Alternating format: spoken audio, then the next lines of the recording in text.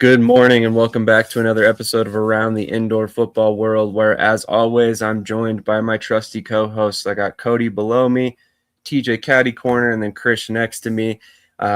Super excited about today's show. We got a ton to talk about, whether it's the IFL, the NAL, the AAL, the TAL, the AF1. There's news in every one of these leagues that we're going to be addressing today, and pretty big news in every single one of these leagues. So stick with us, share this stream out, give it to all your buddies because trust me, there's a lot to talk about today. But before that, we'll do our little intro video and we'll get right into the topics for you this morning.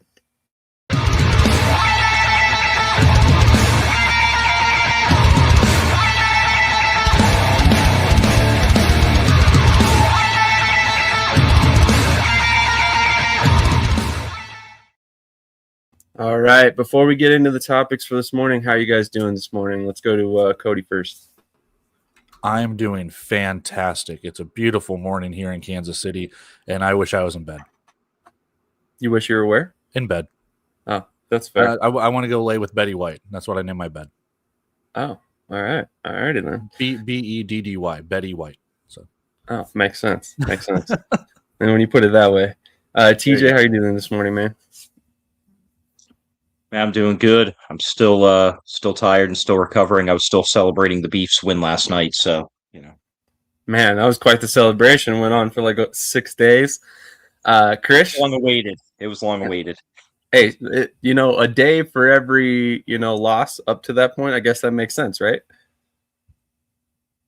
Krish, how are you doing this morning, man? Well, just finalizing my plans to get to the IFL Cup here in 15 days, I think. So I can't wait for Coach Davis to see what a real offense looks like. So, excited for that. All right. Already starting to poke the bear, and it's only 8:15. Before we get to the big piece, the big topic before the IFL Cup, before we talk about the IFL Cup and the fact that a couple guys on this screen will be attending said cup, we're going to play a video that was shared with me that nobody on this panel or anybody out there in the ether that's watching with us has seen yet. So with that being said, pay close attention. There's a lot to absorb in this one.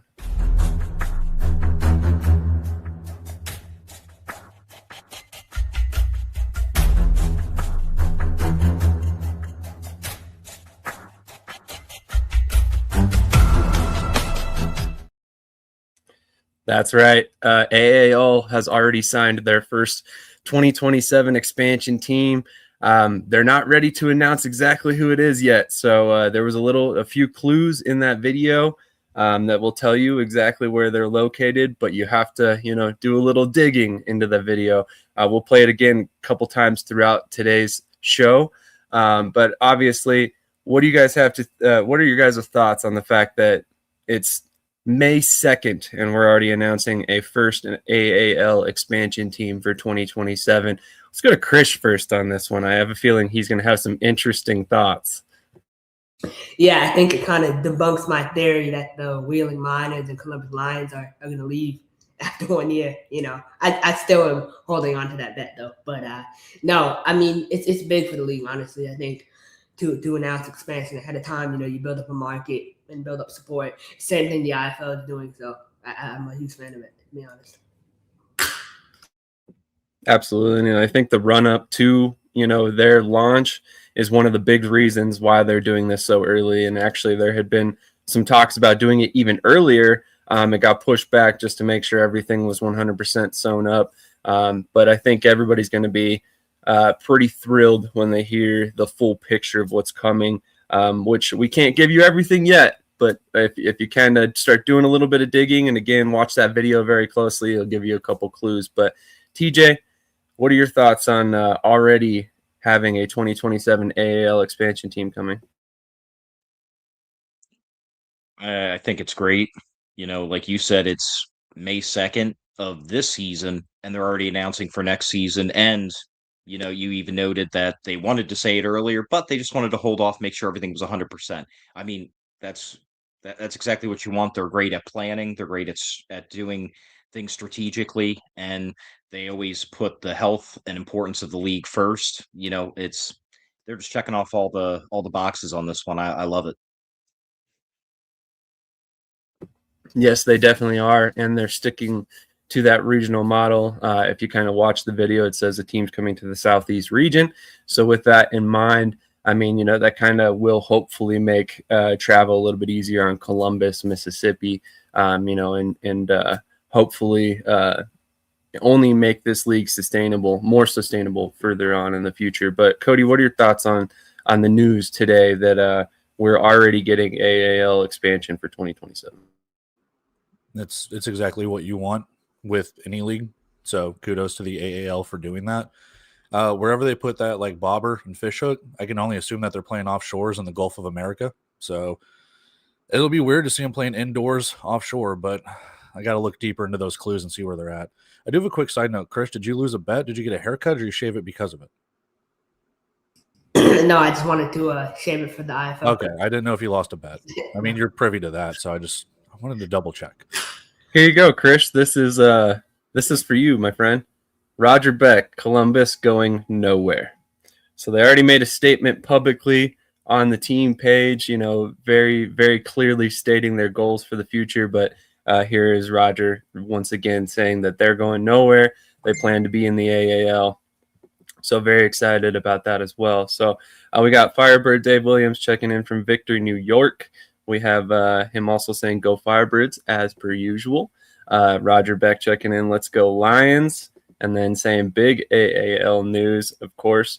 That video that we just played, we were very lucky to be the first ones to be able to play it. Thank you to the AAL and their new team owner that will be coming in. But also this video, I have been told, will be playing in the next couple games for the AAL as well, in the Wheeling Minor Arena and then also in the Columbus Lions Arena. So it should be very cool to see that up on the Jumbotron for fans. In the alley, let's go, Mario. Sea-Dog the Goat checking in. Scott Levin checking in. Jeff Van Kraken checking in. Got a bunch of people here this morning already. If you haven't done so already, make sure to hit that like button. We actually technically do not have a like on our side, so we'd really appreciate those. Morning, guys. And, man, Brian says, I'm with Krish on that prediction. Interesting. 1060 Designs checking in, which we will have a little bit of news involving him later as well. Congratulations to him, and we'll get to that in a little bit here. And then also Andrew Anderson checking in. And Team Trey Sports, Team No Soft, he says. So any other thoughts on the expansion before we move on to our other AAL topic for this morning? The only thing I'd have to say to finish out the thought that I had was it's good to see leagues having such a long runway for some of these teams.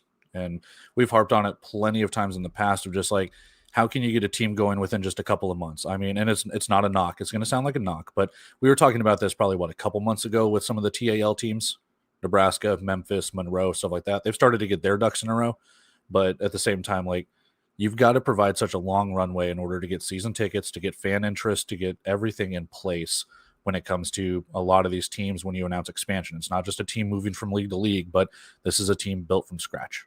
So you have to build it from scratch. You need enough time to do that. Agreed. And I mean, I think that, as you mentioned, we've been very critical on some of these situations where these guys these teams are kind of pushing it to the last minute and trying to do the entire process in 1 to 2 to 3 months. And it's very difficult. Can it be done? Absolutely it can. Nothing's necessarily impossible, but at the same time, the longer you give yourself to get to that finish line, the more complete that process is going to be, the more time you have to work everything out. And hopefully, with any luck, the more partnerships you have come game day. So when the bills start rolling in for the team, you got that income coming back and kind of helping keep that team sustainable. So I'm very excited to see that this is how they're doing the expansion. I also know that this is only the first domino to fall in what could end up being quite a few teams, going one way or another. So we've talked a little bit about some of this situation with the 2027 season or 2026 off season. that there could be a lot of movement once again. So, here's kind of the first domino for all of that, and we'll see how that affects the rest of the teams, going forward. So, a couple more comments we'll get to, and then we'll kind of transition over to some other news. But Kevin O'Hanlon, the commissioner for the AL, Roger is a great owner. We appreciate his and his organization's support. Can definitely echo that as well. While I do agree time is a variable that could definitely determine the success of an expansion team, it's more important what the team does with that time. Well, I might be a little biased in this situation, but I don't think anybody's going to be disappointed once they start to see the rollout start to ramp up for this team. So it should be fun. So Monroe is so far behind. I agree with Cody. We'll talk to somebody that might have something to say about Monroe being so far behind a little bit later on the show. Brian, thank you for tuning in. I thought you weren't going to make it this morning, but one more time before we get into the next AAL topic, I want to play the video just for all the internet sleuths out there.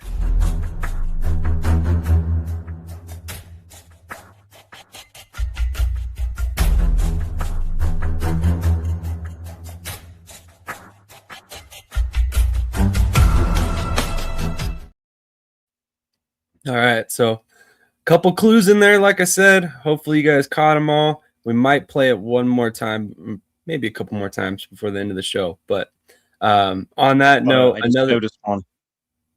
Sorry, what was that? I noticed a big one. I just noticed one. That time Okay, around. cool. Or should I say I didn't notice something? Ooh, Quick question. Interesting. Quick question. Is it supposed to this might, I'm not going to say it's spoiling it, but the colors that they chose, is that supposed to be the colors of the team, or is it supposed to look more like the Matrix style, like data breach kind of thing? I didn't ask that question. I think it's just generic colors just for the video, to be honest. But it's a good question. I'm saying if you're running kind of if you're running those Seattle Seahawks kind of colors, like that navy blue with like that neon green style or action green, whatever Seattle calls it, then, I like that. So there you go. Good. Already some sleuthing going on and stuff that I had not even thought about when I initially saw the video. So the other big piece of news, which I thought was a rather big topic to discuss, is Shea Roberts, previously with the Colorado Spartans, has been released and turned up with the Jersey Bearcats in the AAL. So kind of a big addition there for the Jersey Bearcats. They solidify that offensive line after getting a win over Mississippi last week.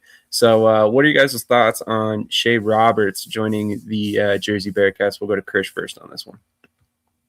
Yeah, Shea's been released from Colorado here for a minute since the beginning of camp. They just never put it in the website, but he was up in Wyoming. He just played, I believe he played half or not, if all the season up in Wyoming with them. He's from that area. He lived in that area. He's from Jersey, so he gets to go back home and play in front of family and friends. He's a good player. I think he's a little washed up, to be honest. I think his good days are behind him. So, I hope he can. I hope he'll survive against that Columbus D line. I don't think he will. So. It'll be interesting to see how he can fare. They definitely are a tough group to play against. TJ, any thoughts about Shea Roberts joining Jersey? Yeah, I saw the post he made, the joke post about I'm free, so obviously he was waiting on this for a little bit, at least for them to make it official. But so that made it a little humorous. But no, I think it's a big signing for Jersey. Really, it's a bigger signing for the AAL as a whole, because they're getting, someone who has a recognizable name. They've been in the NAL. They've had other opportunities. So I think it also helps the league and put eyes on the AAL as a whole in terms of being able to get guys that have been around and can still play at a really good level, despite what Krish just said.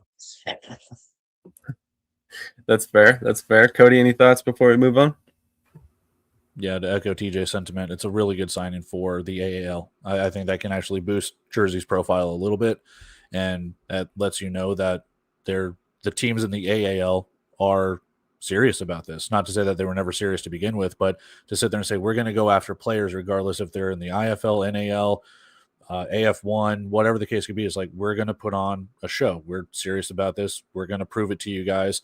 Anyone that's doubting us, here we go. And I know it's just one signing, so maybe there's a little bit of an overreaction on my part, but at the same time, you're looking at that going, okay, these guys, they want to play. Let's take them seriously. Agreed. And I think that's a good sentiment. A lot of people have immediately started dismissing the AAL in terms of talent. And I think that, some of the moves that have been made this offseason have kind of turned some heads. Getting a guy like Blaine Espinoza in Columbus who played with Jacksonville. He's kind of a big name in terms of his brother and his success with Columbus in the past. A guy like Shea Roberts, who's kind of kicked around. He's played with Rapid City, he played with Wyoming, Colorado, all these other different places. Yeah. So it definitely makes some sense getting in some veterans in there in the AAL and not just simply the AAL2 players that are moving up, which is, a lot of people thought this would be the AAL2, just at a different level, which it has not turned out that way so far. So I think sorry, go ahead. Not to cut you off, sorry, but I think I remember looking at like Columbus's roster for their first or second game. They have like McQuail Harvey and a couple of former like IFL guys, if I'm not mistaken. I don't know if they're still on the roster or not, but like those are big gets. Like those are something that you can look at and be like, these guys played at some of the top levels of the indoor and arena game, and now they're playing here. So if they're serious about it, you got to take it seriously, man. Yeah, 100%. I mean, little sneak preview, but we will be trying to get this gentleman on from Columbus. But Tyler Clark, that nose tackle, I'm fairly certain he could play in any indoor league, regardless of what team it may be. So I'm fairly certain there's probably already some teams trying to get in his ear about leaving right now, honestly. But definitely would look forward to having him on eventually, working that out with the Lions as we speak.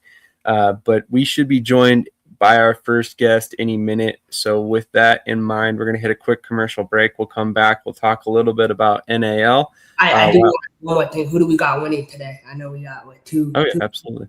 Yeah. So. Correct me if I'm wrong, TJ. I'm blanking the games at the moment. Who do we have for the AL today? I know you were just showing me that graphic. Bearcats Miners. That's right. Bearcats Miners, and then Columbus and Mississippi. So on that note, let's go to Krish first. Who do you have winning? So I'll start with Columbus, Mississippi. I mean, I think Mississippi's the worst team in the AL. I think they proved that last week. They scored 8 points offensively, and that's 8 points against Jersey Bearcats. So if they're scoring 8 points against Jersey Bearcats, what's going to happen when you play Columbus? They might get shut out. I think Blaine Espinoza last week, he played passing-wise, he played horrible. But from a running perspective, he had a really good rushing game. I believe he ran for 4 touchdowns. So if that's the worst he played all season, and he still scored 5 touchdowns, that says something, about his play. And I think he's only going to get better and better, in Pierre Coffey's system. Pierre Coffey deserves so much credit for Columbus. Honestly, that new expansion team for the AAL next year, they should hire Pierre Coffey, because I believe he could be a really good offensive-minded head coach. I know he's local to Columbus, but that would be a good hire for them. But I think I really feel like 42. I say 51 to 7, 51 to 7, Columbus, and then for Wheeling, Jersey. This is a big game for Wheeling. Obviously, you don't want to start 0-2 behind the 8 ball. With the new quarterback Daryl Clark, I thought he played great last week. He has to. That is true. But I think Wheeling can win this game. I think if Wheeling loses, that's a bad look on the player personnel department, and the coaching staff if they lose to Jersey. So, but Jersey played them tight. I think it's going to be a tight game. I got 42 to 35 Wheeling. I think Wheeling will win. So those are my picks. Fair enough. So Columbus and Wheeling for Krish. TJ, real quickly, who do you have in these games? I have the Lions over the Wolfpack. Do I think they're going to play a lot better? Absolutely. Because Coach Strong, he's not going to like last week, so they're going to play a lot tougher. But I think Columbus is going to edge them out in that one. And then, man, the Miners and Bearcats, that's going to be a tough one. I'm gonna go with the Bearcats. Also in a close one, it might even be down to the final, couple seconds score. That's gonna be a good one. Fair point for sure. Cody, who do you have in these games? Give me the Miners, give me the Lions. I think that as we've talked from the offseason going into this season, I think we both have said, or not both, but like all of us have kind of said that it's going to kind of be Columbus and Wheeling for the championship at some point.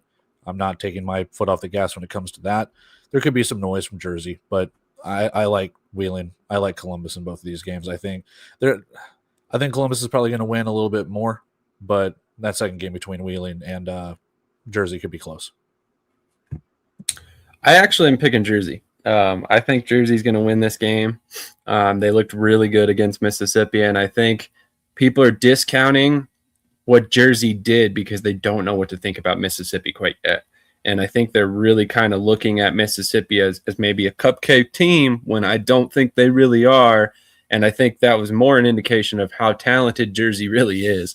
So I think Jersey's going to come out and open up some eyes in this week. And maybe they do ultimately fall to the Lions. We'll see, when that comes about. But I think Jersey has a really good chance of winning this game.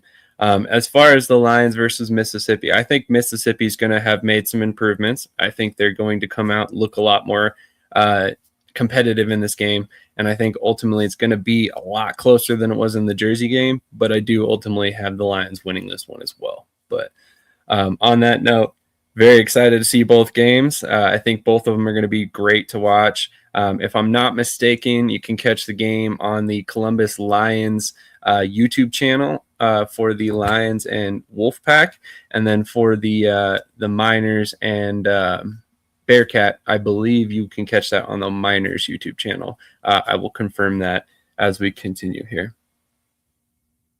I feel like Sam is the AAL2 Adam Schefter. Well, I mean, I'll take it. Take whatever I can get at this point, right? So, yes, Ben. I think Jersey is going to win tonight, and I think anybody sleeping on what they can do is maybe not paying attention to what AJ is doing up there. I think he's a really, really good coach, and he does not get a lot of credit because Jersey doesn't have the resources that some of these other teams do. So I think he's going to surprise some people, but we'll see. Ricky, yeah, this is the first one I've tried. Sudachi lime. Not sure what Sudachi is, but it's not bad. I like it. Keep him far away from Mike Vrabel. I love it. So on that note, we're going to hit a quick commercial break. We'll be right back. And what better time to play? Man, Wheeling had good talent, right? But it's all about putting it together, right? They should have won that game last week. They kind of blew it, to be honest. So I think the offense will do well. I just need to see more, from offensive line, defensive line. That's all it comes down to. But I know, Ben does a good job with that team. I think he's put together a good roster, but we'll see. To be fair, Ben, we said we were all very I don't want to say surprised, but we were encouraged by what Wheeling did against Columbus in week 1. I don't think any of us thought it was going to be a 2-point game. We thought Lions might have a little bit bigger deficit in that one. And, Wheeling came out and looked really good.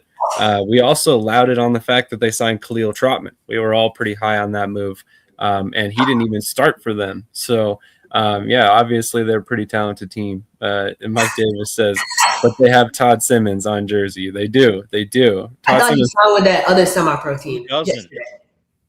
He did, but I'm not sure how all that's going to work. I don't think that team plays on weekdays. I heard, and then the Bearcats play on weekends. Hold on, they've got Todd Simmons, but I thought Quad City had Todd Simmons, and I thought Wyoming had Todd Simmons, and I thought everyone had Todd Simmons. You get Todd Simmons.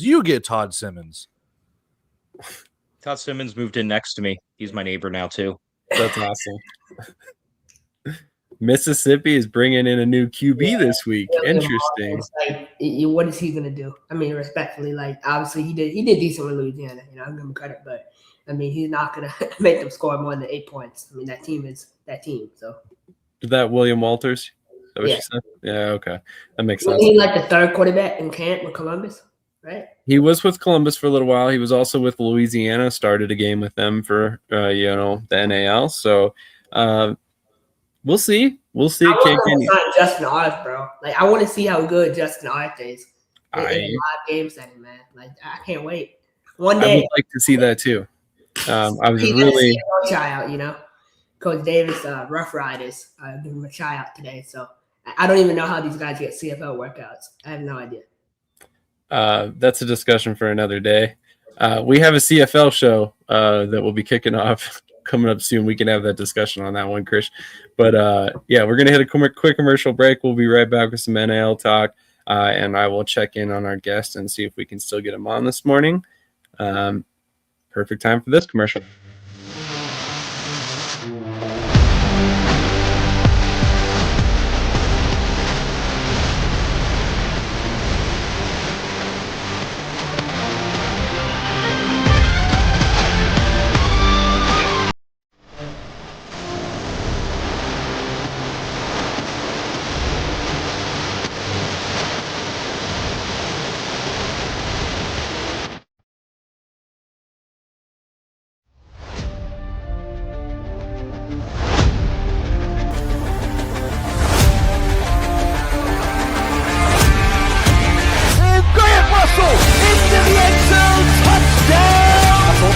Step up in the pocket, has to move in front of him, gets that three-step drop, here comes the pressure, passes complete to Flowers, back to pass, pressure coming, has somebody in the end zone, touchdown! Pressure's coming, Russell able to escape, still on his feet, and will be brought down at the looking, has plenty of time, has Flores at the 15, he's at the 10, and Russell has it on the outside, like I said, he ain't taking a slide, Russell steps up, lets one go, Robinson makes the circus catch. There'll be a low snap, here comes the pressure, and the pass is going to be complete, and making the catch of Grant Russell. Russell, back to pass, looking, he has Robinson makes the catch, and will be brought down on the play by Isaiah Hall. How many times a week? Like three, four times maybe. I gotta pump those numbers up. Those are rookie numbers in this racket. All right, we're going to talk some NAL while we try to get our guest on. Also, a little bit of I don't even know if you can really call it an announcement, but we're going to tweak the lineup of the show a little bit as we move forward into the season. We're going to cut down on the interview times. We're going to cut interviews to about 15 to 20 minutes rather than the full 30 minutes, just kind of condense the show a little bit. We're going to try and start keeping the show within 2.5 hours to hopefully like closer to 2 hours. A lot of us have kids. And we obviously would like to spend a little bit more time with those children, and then also, supervise them, which is kind of important. So that would be, another thing that another reason why this is coming about. So we're definitely gonna, turn it down a little bit, try and condense the show a little bit. But on that note, we're gonna go ahead and get into the NAL while we wait on our next guest. So with that being said, there is quite a few things to talk about in the NAL. We're going to start with the biggest piece of news, which of course is the fact that Dallas has been removed from the NAL. And with that being said, Krish, we'll let you start on this one. What are your thoughts on Dallas being removed from the NAL? That's crazy, man. Remember back in December, January, right? They got all up in their feelings, right? When we were talking about Dallas on the show, coming on here talking like, oh, you should reach out to Doc, you should do this. You got, certain people in the league getting all up on their feelings, sending messages. I don't hear any of them now. They're real quiet. But it's because on this show, we call people out on their bullshit, and sometimes people are so sensitive, they don't want to look at the truth, right? They're blinded by their own reality. So this is a huge mistake on the NAL. It doesn't take a genius to figure out what Doc Hudson is. Doc Hudson is a serial liar. He's a criminal, in my opinion. He's a criminal. Like, he shouldn't be allowed near any other indoor football team ever again. But he will. He'll keep doing this. He'll change the logo now to red, blue, yellow, and then another team will let him in. Because that's what he did. No, oh man, North Texas is completely different than Dallas. Completely different. I kept asking how. Oh no, he knows, man. He learned how. Like I never got an answer. How? And then Rodney Blackshear quit. They hired him. I thought that was a great hire. He stepped down. Oh no, man, it's fine. It's him. It's a Blackshear problem now. It's his fault, right? It's his fault. And then Robert Kent stepped down. Oh, I don't know what happened to Robert Kent, man. He must be too busy, right? It's always the coach's fault. Now it's gotten so bad. The players haven't been paid in weeks. Everything, man. Like it's just it's so much bullshit. And this could have been avoided. I would have rather 8 solid teams than a 9 team with shitty ownership. So I don't know, man. I'm disappointed in the NAL, and I can talk all I want because I pay for the network. I ain't got no free network. I pay $30 for it, so I can say whatever the fuck I want. Yeah. my address is online, man. Warning. But honestly, man, it's disappointing. It's a huge failure, and I don't know. I don't even know what to say. Like I'm so disappointed and disgusted. I don't want to see Omaha in the playoffs either. Now I want 4 teams in the playoffs. I want the best 4 teams. That's it, unfortunately. So. Well, bold statements as per usual. That's what Krish is here for. So, on that note, it's the most competitive season of the NAL I can remember in recent memory, and 100% this takes away from it. It's disappointing because there's so many talented players in the league, so many. But agreed. We're stuck on this because why we didn't even need Dallas, bro. We didn't even need them in the league. You would have had so many good teams without them. So. That's it. I don't think you're wrong on that. I think there's plenty of talent to go around in the league, and I think it's been a very competitive season. I'm still waiting for my apology in the chat. I haven't seen it yet. Oh, Lord. For the record, none of us are expecting apologies, despite what Krish might say. Yes, we had pointed out some concerns about Dallas early on, but at the same time, a lot of those concerns were kind of addressed as they went. As far as the league was concerned, unfortunately, it hasn't worked out. The reality of the situation is sometimes you win some, sometimes you lose some. Could this have been avoided? 100% it could have been. I think a lot of us here would have avoided that because, his history. But at the same time, I'm a firm believer in second chances as well. So I'm sitting here, giving the NAL crap for giving him a second chance while also talking out the other side of my mouth and saying that I believe in people getting a second chance. So it's a tough situation. I wish Dallas had, fulfilled the obligations and lived up to the words that they had told people. But it's one of those things, unfortunately, there's people that will take advantage of good nature from others every chance they get. And I believe that maybe at this point it's time we think Doc Hudson is one of those people. But TJ, any thoughts? Yeah, from pretty much the jump of them being announced, it was kind of a head scratcher. It was, like you said, it was basically a risk pick. And, hey, if it worked out, it would have been great. Unfortunately, it didn't. Now, you have to deal with the negative, the ripple effects of it. And that's, as soon as it was announced, people are saying that, oh, NAL doing NAL things again. And here we go again, deja vu and everything else. I say this supporting the NAL, liking the NAL. I have the NAL network because I'm a fan and I enjoy it and I want to see them succeed. But man, they make so many big strides, but then they do this. It's just like there's always a but when are they going to get past it? That's what I want to see. And it's just stuck on repeat. My final thought on it was, all the good things that they've done, getting Black Rifle Coffee and getting on scripts, starting their own, really elevating themselves. And just like that, to most people now, it's diminished. And it's unfortunate for the league and really the sport as a whole, because the casual fan, like we always say, is going to see another team folds, sends remaining schedule into chaos, whatever. And they're just going to say, yep, that's arena and indoor football. So it's just unfortunate. And I think we're all sick and tired of seeing it. But unfortunately, it's going to happen every now and again. It just is what it is. Yeah, that's the unfortunate reality of indoor football. But I do want to say that as far as the schedule chaos, I want to say this was probably one of the least impactful reschedules I've ever seen. So I think like I don't quote me on this because I haven't compared the schedule before and compared it to now, but I want to say only like a handful of games really switched around. Amarillo was supposed to, I think, have a bye week or play Omaha this week or something like that, and now they're playing Southwest Kansas, and Omaha now has a home game.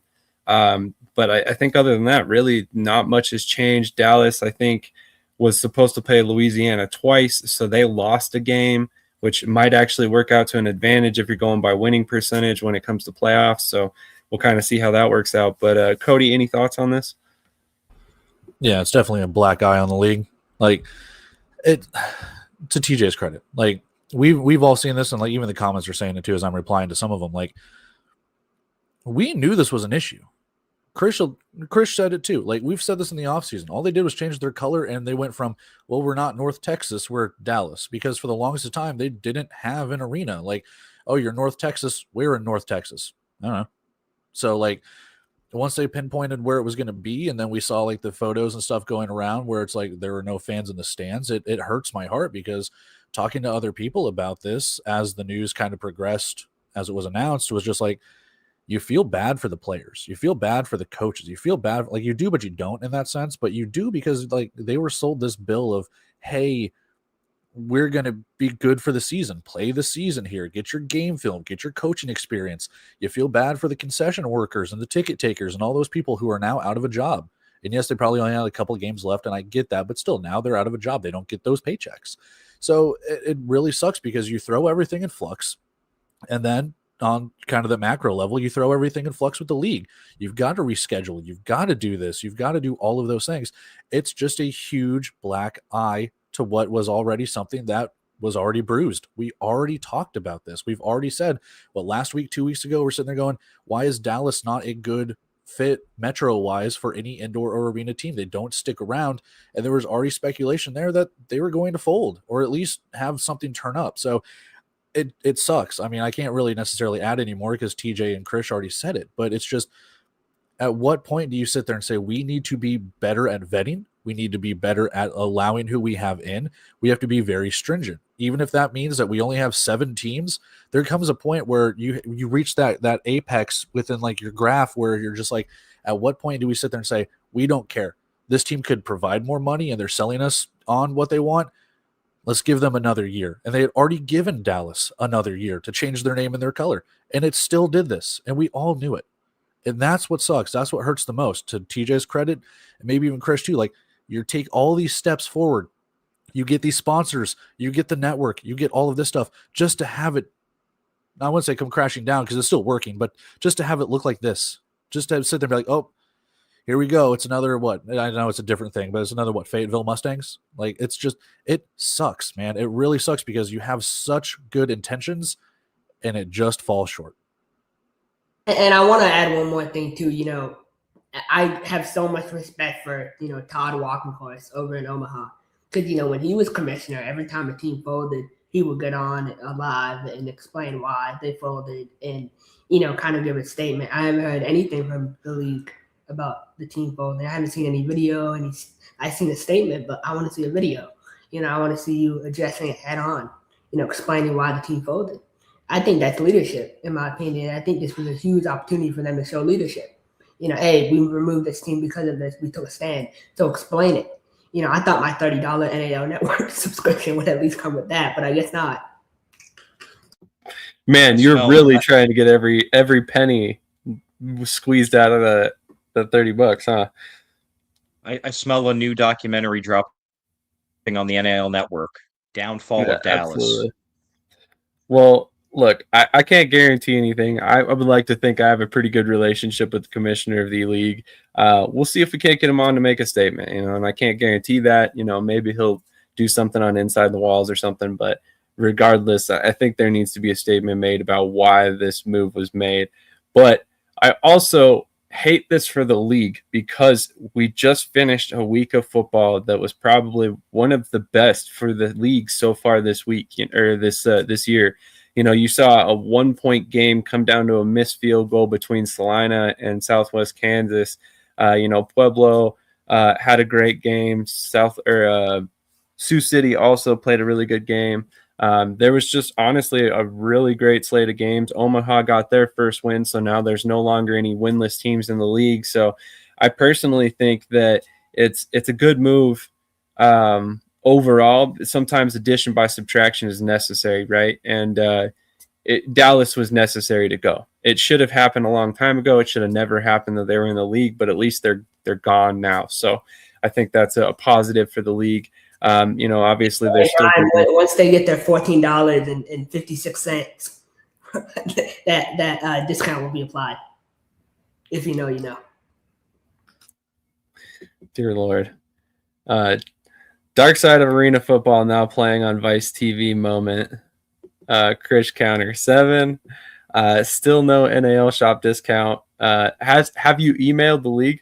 Just have you contacted the commissioner? I'm just curious. But Antonio Brown, Albanese era was awful for us. That's probably the worst thing I've ever witnessed. From the Dallas Bulls to the Dallas Bulls. AAL is looking interesting. Loving what they're doing. Same Krish on that dang $30.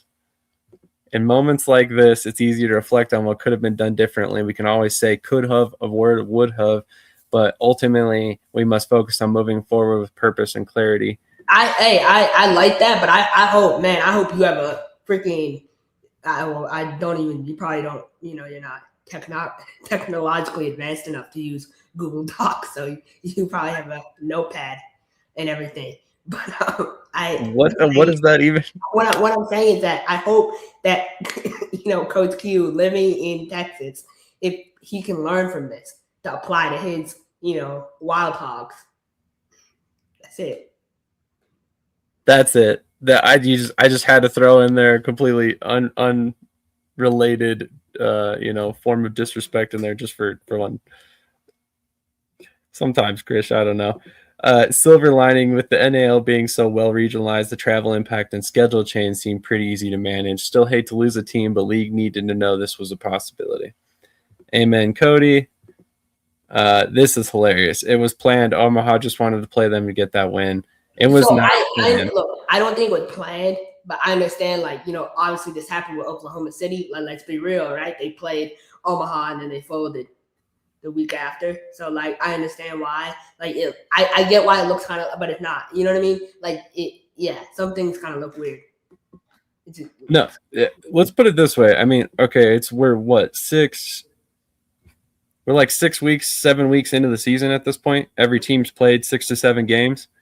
So essentially we're folding a team with 3 to 4 weeks left in the season.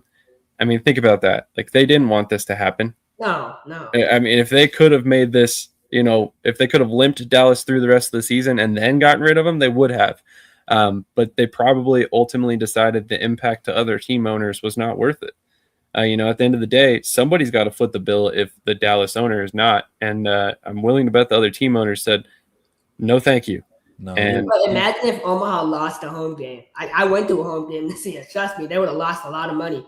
They sell that out. So, Put your tinfoil hats on, guys. They did this so Omaha can get a win.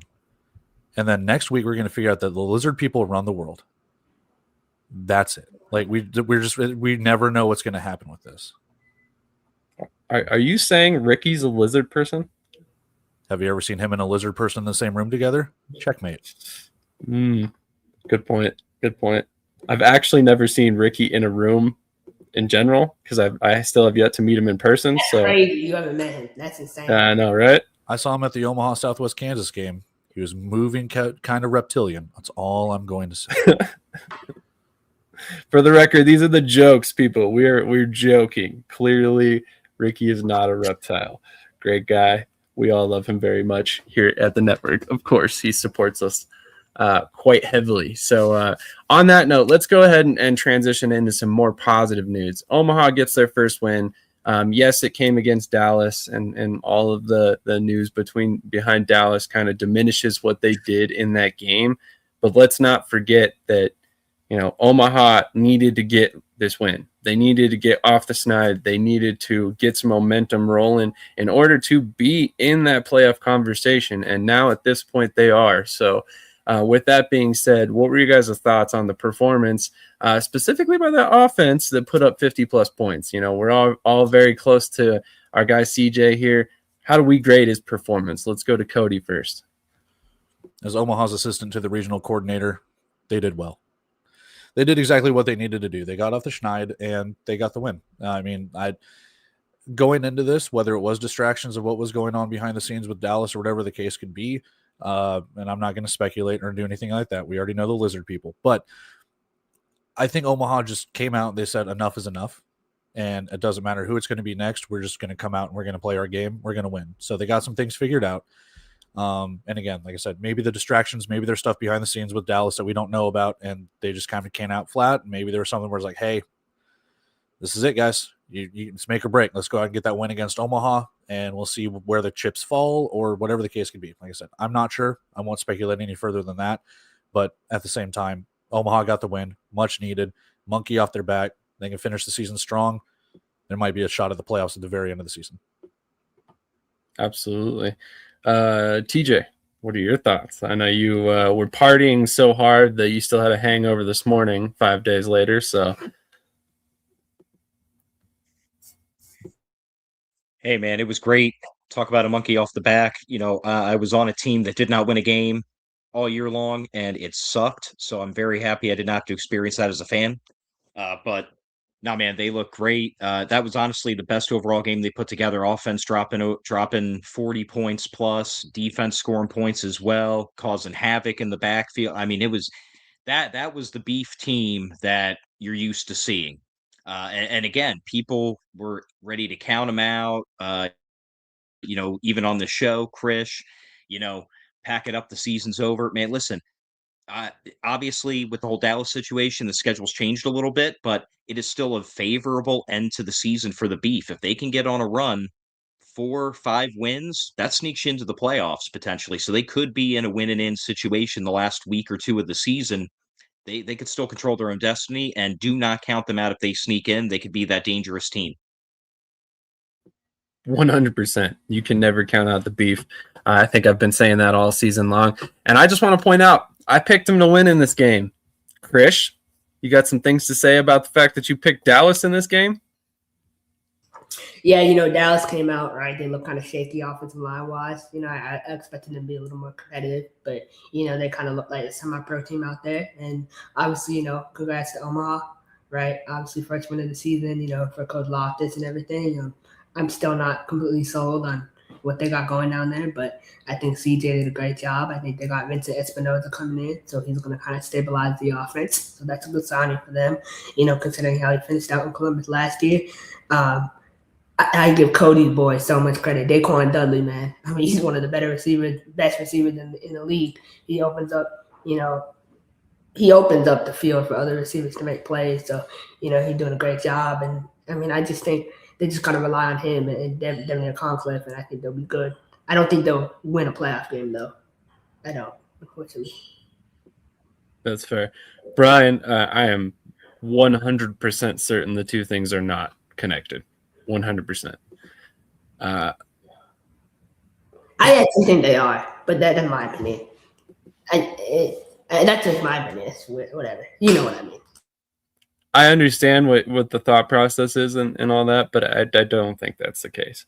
But let's go ahead and move on. The next big topic, of course, that I'm pretty thrilled about is that the Southwest Kansas Storm have remained undefeated, 6-0, beat Salina in Salina. So, you know, Luke Miller is not on this show, but if we want to talk about apologies, that man right there owes Southwest Kansas an apology. He had them ranked 4th as recently as 2 weeks ago, before they beat, I believe, Sioux City and then ultimately Amarillo and now Salina. So 6-0, just saying. Obviously, things are going pretty well there. When do we start having the conversation about Coach of the Year for Coach Thomas? 6-0. He just beat Salina in Salina. Yeah, we can talk about how these games have been very close. And honestly, you could probably have a conversation about how Southwest Kansas plays up or down to their competition due to the way that their offense runs. But at the same time, the wins speak for themselves. So when do we get to have that conversation? TJ, you have a comment?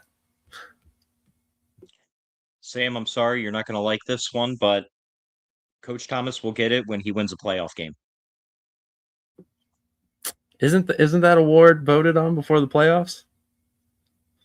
I think they should hold off, man. It's that's been, Coach Thomas has had, relatively good to great regular seasons as a head coach, but he has trouble in the playoffs. I think they got to get over that playoff hump in order for really just the respect that they deserve.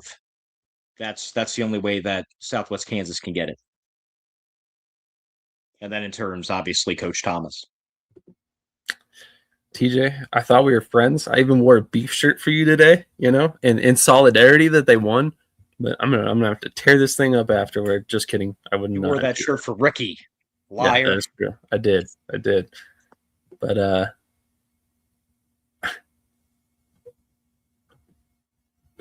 oh Lord. Coach Davis looking down from the pedestal over there. Oh, man. He gets one championship, and suddenly he's just, he's the hottest thing since sliced bread. I'm just kidding. He's going to make me root for Krish in a couple of weeks, and I don't want to do that. Oh, he knows how that's going to get personal, man. He knows, man. Krish, when does anything involving you not get personal? Let's be honest. And he knows. Hey, by the way, what are your thoughts on Southwest Kansas being 6-0? Man, hey, I had them projected at 6.5 wins, 7.5, I believe. No, 7 flat. Yeah, this would be true as well. But I give their scouting department and Coach Thomas so much credit for the start. You guys grounded is crazy. But so I give their scouting department so much credit and Coach Thomas, like I said. And honestly, I was looking at this the other day. If they wanted to make a big splat, I know Self is playing amazing. I would try to get Jalen Morton back in the UFL, towards the end of the season. Columbus season and Southwest season end towards the same time, especially if they have a bye week. Man, imagine if they did that. Could you imagine? That would guarantee them a championship with Jalen Morton back. I could easily see that.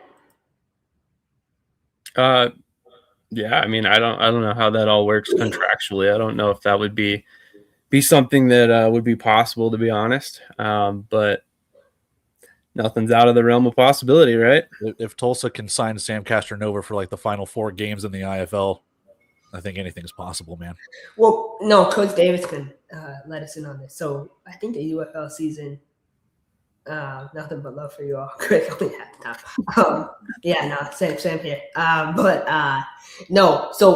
what I was saying is, like, Coach Davis can let us in on this too. When the UFL season ends, I believe the June 1, I think everyone gets released, right? They get terminated from the contract. No. I think it's something like that, but I thought it was later than June. I thought they intentionally made it like September to avoid losing guys to the CFL or something like that. But I could be wrong on that. To be honest, I don't know if that's changed under the new ownership as well. Rivers, he signed with Memphis last year, and he signed back with San Antonio after. I think he was released though. He was released. Actually released, but honestly, I'm not sure. But I mean, I will say this: like, why would you want to replace Self? Unless he leaves. That I mean, in my opinion, that'd be the only reason he would want to leave, or you'd want to bring in another quarterback. Self is playing good though. I mean, you got good receivers. You got Jelani Baker, D. Wash, right? They're making plays. So what's up, Coach? What's up, guys? Did you come on to talk about some NAL? Yeah, I know exactly what you want to talk about. Colorado versus Pueblo back to back. Dude, I'll talk about that too. Those are my guys. Yeah, absolutely. Solo? No, I was just going to say, you talking about the guys get released. Like, when guys are exempt, you're exempt for 1 calendar year. right? So you don't have to worry about that. And then Okay. you'll stop seeing guys jump back and forth when it comes to that stuff, just because you got to protect the league, and every league should do that. Like I'm all for guys getting advancement. I mean, obviously we preach it here, but it's hard when you get guys that go to the UFL and stuff like that. Like Columbus just signed another Elijah Blades from us last year, right? And it's hard to those guys. The season ends in their championship games, in 2 weeks, something like that. For the UFL, yeah, they still got like several weeks to go, or July 3rd, whatever it is. Anyway, yeah. When that stops, like you're gonna stop seeing guys influx coming back to other leagues. In my opinion, the way rules are set in place, you're gonna stop seeing guys from coming back after the season, because it takes away the true integrity of the game, right? Like you go recruit, but everybody on this panel can say, hey, I don't think the talent in the UFL is great, right? I think that there's a bunch of players in the IFL, maybe a couple in the NAL that could play. I don't think any other league, but I don't know everybody in every other league, right? But I think that there's guys, we can all say that there's guys here that you think could do what you're seeing on TV from every position, quarterback play, receivers, right? Especially guys up front. Like it's hard because it's a bad look for guys who go out and truly recruit and put in the work and grind daily, right? And that's the one thing I'll say is, I give Ricky a hard time all the time, but the NAL, they do what they have to do with the staff they have. You got to continue to put in the work, right? Yeah, you go find players. You want those players to get elevated, but everybody has their selfish tendencies. Everybody wants to keep their guys, right? Krish was talking about Jalen Morton. Yes, you would love to have him back, but I bet you there's a couple IFL teams that would love to have him too if they could afford him, right? And for Sam, selfishly, yeah, I want him back. I found him. This is how it is, right? But these guys are so glass half empty. Like, oh, I'm looking for the next best thing. I joke about it all the time. It's kind of like being the street beggar here in Vegas. You can go in any corner and you can find somebody asking for money. Well, that's somebody asking for another contract, right? And guys need to figure out, hey, when you get elevated and get advanced, a lot of those teams look to see, hey, are you a loyal dude? How does that work when you're the longevity of it, right? I don't want you signing here to sign there, to sign here, to sign there. Hey, go in, work on your craft, build your brand, and try to get out. Now, if you're with somebody that can't help you get out, you better get with people who know you and people that are connected with you to try to help them get out. And that's the frustrating part of this business, right? It's all, oh, it's me. And it has nothing to do with me, right? It's the we mentality. And if you take that and run with it, great things happen for the players and advancement, and the recruiting gets better. Yeah, I mean, I think you are a perfect case study of that, right? Vegas has guys that come in and come out every year, and I think you've kind of set the precedent for kind of that approach. So if anybody can speak on that topic in particular, I think it's you. And on that note, so it's not about me versus anybody, though. That's what you need to understand. It's about, hey, how can we help the guys? Like, I've tried to help guys in NAL. I'm trying to help guys in other team. But at the end of the day, like, you got to help yourself, and you got to put yourself in the right situation to be helped. True. It's all about mentality for sure. Hey, Coach. Yeah, what you got? Colorado, Pueblo, what's up? Yeah, Colorado and Pueblo back to back. So two games in a row in Denver. So I'm taking Pueblo both games. Pueblo both games, huh? Yep. From a coaching perspective, how difficult is it to face the same opponent twice, and then also the same opponent twice on the road? If you win the first one, things are great. If you lose the first one, you don't have much time to scramble and fix it. That's a good point. But you also you know your personnel. You know who you're playing. You know. I mean, everybody know Brandon Negron is up there. What is that going to do, right? How does that work, right? Nothing against Negron or anything like that, because that's not a shot at him. But you got to show me. What's going on, right? How is he helping with? Because I know he's not just in the front office. He's trying to help Fred Shaw. I guarantee you, whether he wants to help or not, right? I mean, once a coach, always a coach. You're never just going to take a back seat when you're in the thick of it. And that's my opinion. I could be wrong with that, but I'm sticking with it. I think you're probably right about that. So that was actually our next topic. So I'll throw that to Krish next. Krish, Brandon DeGrone named the general manager of the Colorado Spartans. What are your thoughts on that one? Yeah, it's good when you see someone, you're fond of get an opportunity, right? So I think, like Coach David said, once a coach, always a coach. So, you want to hold on. And he's done this before, right? He moved in the front office of Carolina and came back 2 weeks later to coach. So I can easily see him doing this as well. But no, I think he's great. He's a front office guru. He's great at sales and sponsorship. And so I think that's where Colorado needs to grow on the business side of things. Makes sense for them. Sure. Completely agree on that front. I think his sales ability will be a welcome addition to the Spartans, and I look forward to getting to meet him in person finally. So definitely looking forward to that. Cody, what are your thoughts about Brandon DeGrone to Colorado, and then also Colorado and Pueblo back to back? Well, he ruined the opportunity to go west to the Oregon Trail, so he went back to Colorado, which sucks. But no, it's a good fit. I mean, I'm not going to speak for everyone here, but I think a lot of people kind of scratched their head about him going to Wyoming, and then okay, this is really abrupt after the whole Omaha thing. So, excuse me, landing on his feet, back with Colorado, being back in the same league where he just was, very familiarity with it. So I think it's a good fit. I do. We'll see how it kind of, plays itself out. But with that going into Colorado and Pueblo, these are some big playoff implication games for both teams. Obviously, one team wanting to get that number 1 seed or get as close as they can with Pueblo. Colorado trying to maintain their playoff seeding and everything along those lines. I dare I say cop out and say they split. I think Pueblo can win one. I think Colorado can win one. But I did mimic Coach Davis. I think Pueblo can win both more than I see Colorado winning both. At the very least, I see them splitting. Fair point. TJ, any thoughts?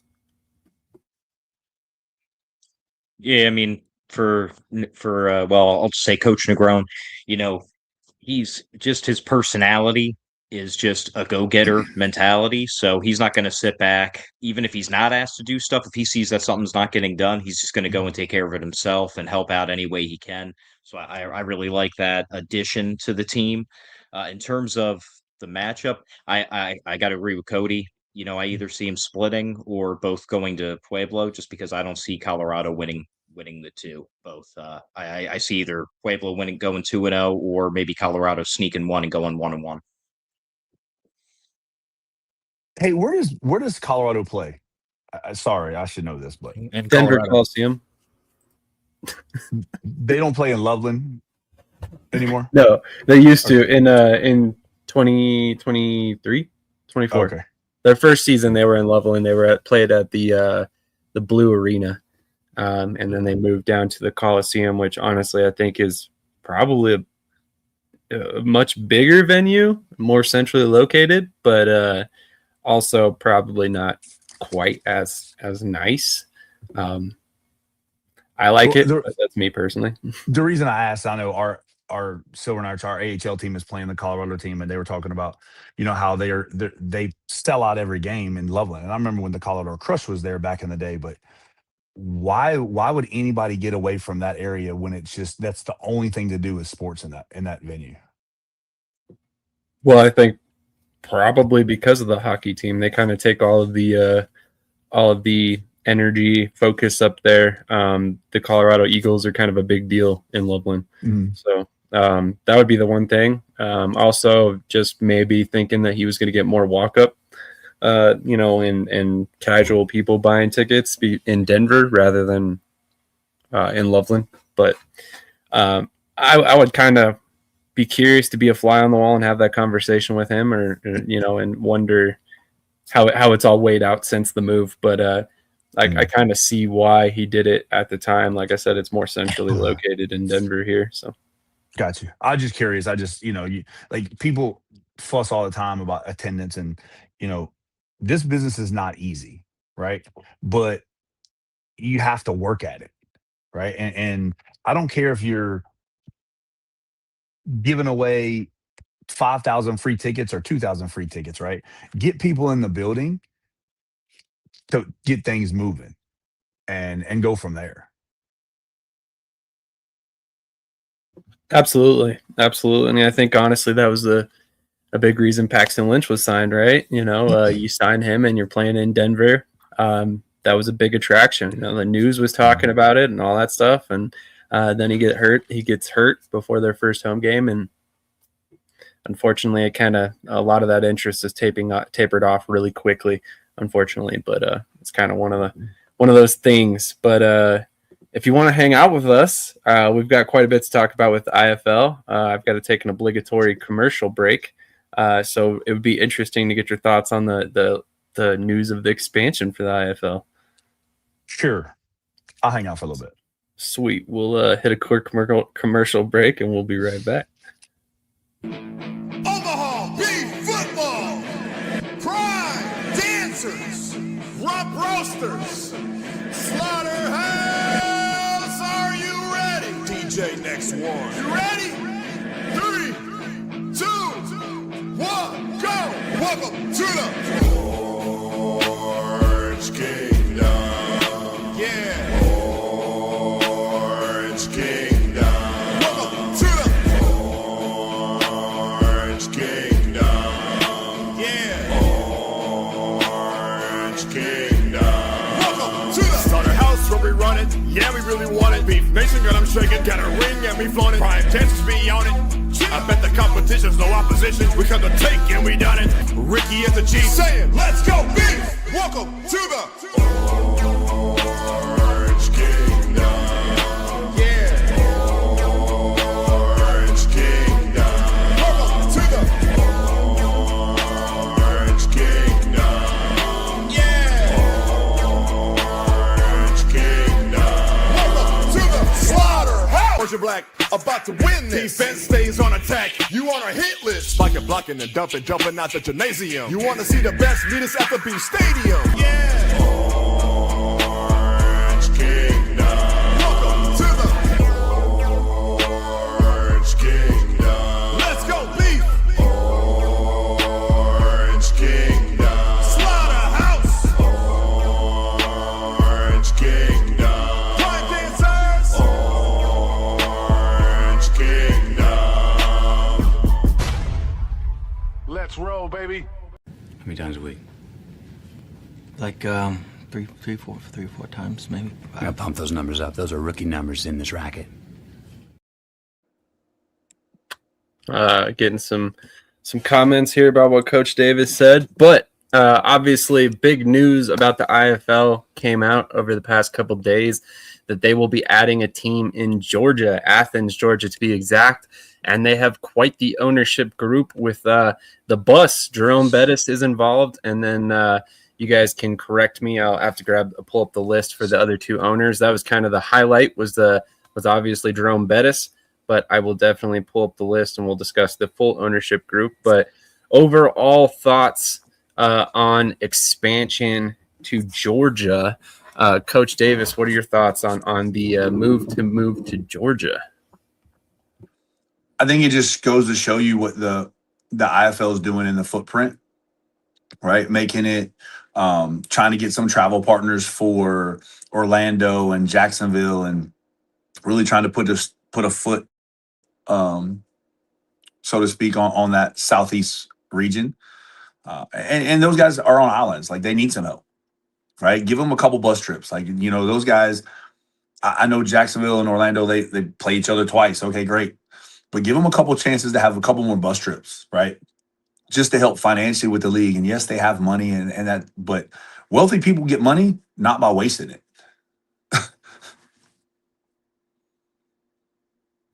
Great point. And on that note, the full ownership group, David Pollock, Brian Jordan, and Jerome Bettis, just so we're all clear.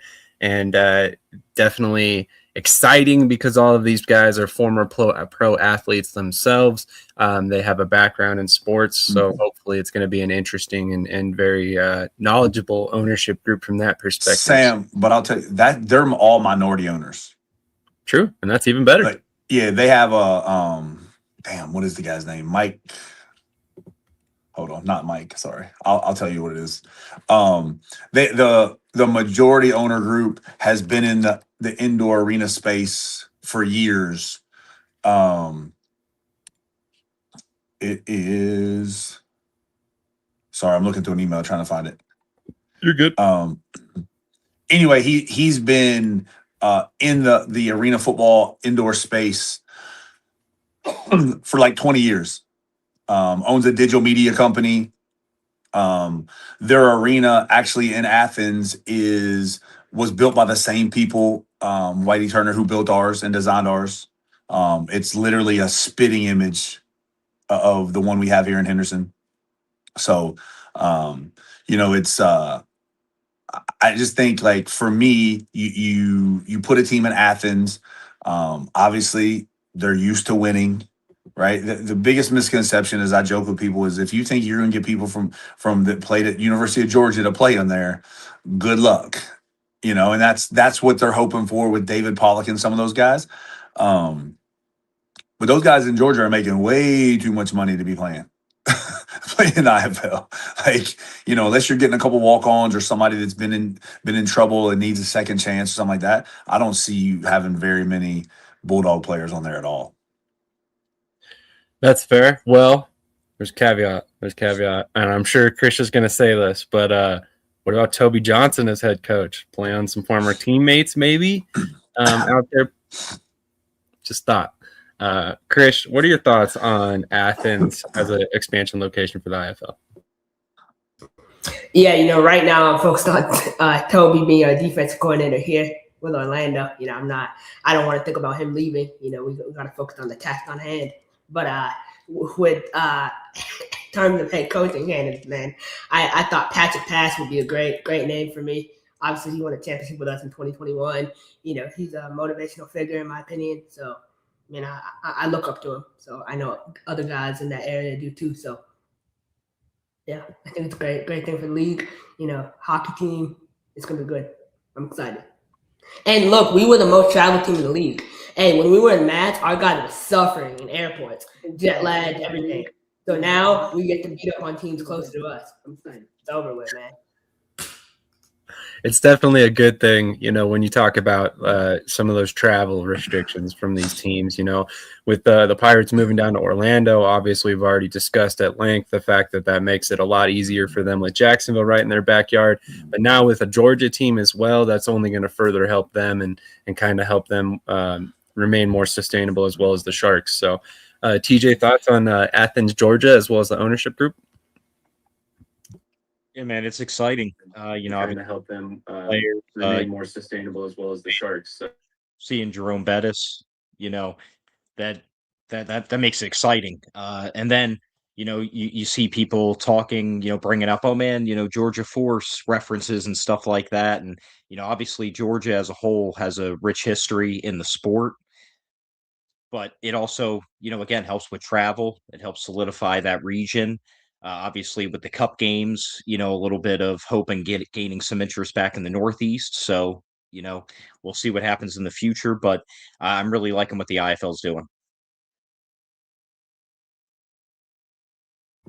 Cody, what do you have to say about this comment? Look at my comment below that. Their team name should be the Athens Speed Limits. It's exactly.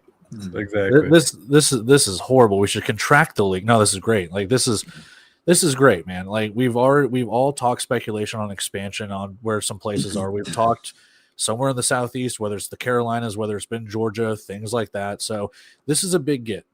And as they've said, as Todd Tryon has said for years, like trying to expand that Southeast footprint. Now that Mass is relocated down there, you've got a really good 3-team group. If you can expand on that even further, maybe you'd start going to like different divisions within the league or things like that. And you can start really getting like a regional footprint within a national landscape with it. So it's really cool. I really like it, especially the ownership group that you bring on. You've got the figureheads with David Pollock being former College Game Day and former Georgia player, Jerome Bettis, and obviously his Hall of Fame career and everything like that. So it is a very, very good get for this league. And if it's anything like what Fishers has been capable of doing in their first couple of years, depending on who you get for coaching, depending on who you get for your players and stuff like that, it could be a team to look out for year one, but that all remains to be seen. Sam, let me since you want to talk about it real quick, like, and Krish loves to throw out the coaching candidates. Like, people have to understand, having an expansion team is extremely tough, right? And you go, and there's a lot of great men out there, right? Let me say that first and foremost, right? But you have to have the right mentality and the right guy who's done it.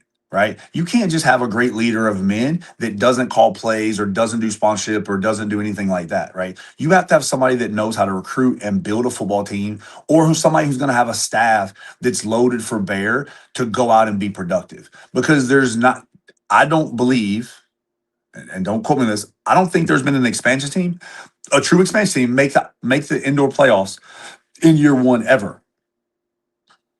Right? Expansion teams are extremely, extremely difficult. It could be murky, but you'd have to go all the way back to, I think, Frisco. But then you've got like the COVID year in there that they were supposed to be in 2020. It got canceled. And I think they made the playoffs in 21. So I think if you want to get technical with it, but if you count 2020, then no. Okay. So you look at that and then you say, okay, well, just look at the coaching candidates within the IFL and NAL. Right. Let's just say, and I know, sorry, I'm gonna get off topic and then I'm getting off here because I got work to do. But like, who would be your top 5 head coaching candidates, not counting Curtis Chin and Rod Miller and Les Moss? Go. Rob Windsor. He's already a head coach. Go. Let's see. You said no Les Moss, right? Take out Les, Chin, and Rod Miller. Rob, go. Keith, obviously. Rob Keefe, yeah. Yeah, it's got to be Keefe. Toby Johnson. So you think Toby Johnson's ready to be a head coach, recruit, leader of men, playbook, all that? I don't know that he's necessarily ready, but given the location, do you take not a chance? Do you take another swing at Billy Back? He's from that area. There you potentially. Go. Billy Back makes a lot of sense. I didn't think about him initially. He makes a lot of sense. Do we see another head coach jump? I don't know what from another team, from another IFL team. We've seen it before. Okay, who would it be? Andre Coles. After what he's doing in Iowa, love the guy to death. Not a chance. I mean, I don't know that you can blame Andre Coles for what's going on in Iowa. Peyton Riggs, from what Trey said on the comments, I don't know if he's ready to be a head coach just yet, but he's well on his way. Riggs would definitely be a splash. Curtis Riggs is another, and then Corey Ross. I mean, you got to think about it, right? Like you and I think I said this to Krish yesterday because he brought up Patrick Pass, and I said at the end of the day, there's two things, and I take this from the college football world, right? Do your resources match your expectations, right? In Iowa, just to give Dre a break, right? Their expectations are just to be the 4th seed. He'd love to win, get in the playoffs, whatever, right? But do their resources garner championship expectations? No, from not what, and I'm not there, so just from what everybody says, no. So if he can hover around the 4 seed, get in the playoffs, getting out, now granted we're a long way from that, but at the end of the day, like, what are your expectations going in, right? Yes, I know Rob Keefe has connections with that group, right? He was a player on when one of those guys was in the front office somewhere else. But how many other opportunities do you give him? True. We just got a suggestion that all of us should have thought about. James Fuller, Tucson's offensive coordinator, obviously former head coach with Carolina Cobras. I think that's something else that you have to take into consideration too. Is if this is a brand new expansion team. And like I said, Peyton Riggs is a good get. I don't know if I want a first-year head coach leading a first-year team. While that might sound good in theory, you definitely want some experience in that realm to be like, hey, let's get off on a good foot. And that's the reason why we're naming guys like Keefe or Fuller or whoever's been a head coach in previous years. I don't know if he'd ever do it, but Tom Menas is probably going to be on that list, depending on how his eye injury and everything's on there. I mean, I don't know how high on the list he would be, but name to check. Okay, Cody, I don't want to interrupt you, right? Nothing again. I love all those guys. I don't have a problem with any of them, right? But Menas had a terrible experience in the IFL. Fuller took over, had a terrible experience in the IFL. Tucson's offense, no offense, is terrible right now. Like, you have to have somebody that you have to strike while the iron's hot. Who's it going? Who's in Tucson? Fuller. Oh, he is. Okay, my bad. I thought you were talking Fuller being with San Antonio with Menas and making that connection. Okay. He was. He was. And then when Fuller got when Menas got fired, Fuller took over. What'd they do? Okay. Nothing. Yeah, I don't know why I kept thinking Fuller was still with San Antonio. That's brain fart on my pen. I mean, I wish there were not better. I wish there were more options. Right. And that's one of the things that all these leagues, the IFL, the NAL, and I'll just talk about those two, we have to do a better job, me included, of grooming young coaches. Right. Like, if you're not grooming young guys, like, how are you going to make leagues expand and be quality? Boy, got a phone call. All right. Krish, the GM of Athens. As you know, Coach is very busy, so I'm sure he just got a phone call. No, but I agree with what Coach is saying, honestly. I think how many, young coaches are really like, and that's what I've said about expansion too. We need, no, I won't be a GM. I'll own a team and I'll build my roster, because I'll do it, guys. I'll do it. Athens, hit me up. I'm ready. I'll move to Georgia tomorrow. That place is beautiful. But bro, honestly, let's be real for a sec. How many good coaches are out there? In my opinion, and I've told Coach Davis this before too. Like, if you're a good coach, you're coaching somewhere, right? Like, that's logic in my opinion. So there's some coaches out there that are available that probably shouldn't be. Yeah, but the thing you have to take into consideration again is like, let's take Tucson for the example. It's not to dog on Tucson or anything like that. They went and got Rayshon Kaiser. Rayshon Kaiser was a coach in the NAL. Like, we're starting to get coaches from different leagues to come over here because, to Coach Davis's credit, like, some of these guys are content with being coordinators. And if that's fine with them, that's fine. But either the offers aren't reached out to these guys or whatever the case could be, but you're stretched thin. So are you going to go get another NAL coach that has experience, or what do we do here? Because, like I said, I don't know if you want an expansion team to be a first-year head coach. You could get put underwater so quickly. That's the reason why Vegas went and got Coach Davis. It's the reason why Fishers went and got Dixie Wooten. It's the reason, Marvin Jones has been a head coach before, but Tulsa went and got Marvin Jones. So it's just like, there's experience with coaching. I expect Athens to do the exact same thing. Well, what I was going to say before my phone rang is, real quick, who are the top three, and everybody's going to have a different opinion. Who would you say are the three best coaches in the NAL? Are we going based on Coach of the Year? Because Coach Thomas gets it this year, unless you're TJ. Just overall. I don't care about this year, last year, the cumulative. I don't care. Like, in everybody's opinion, who would be the top three candidates, the best three coaches in the NAL?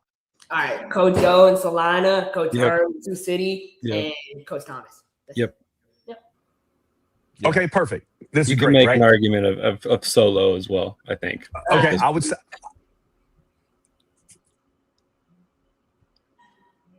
say those four would be perfect, right? Irv's not leaving Sioux City. No shot, right?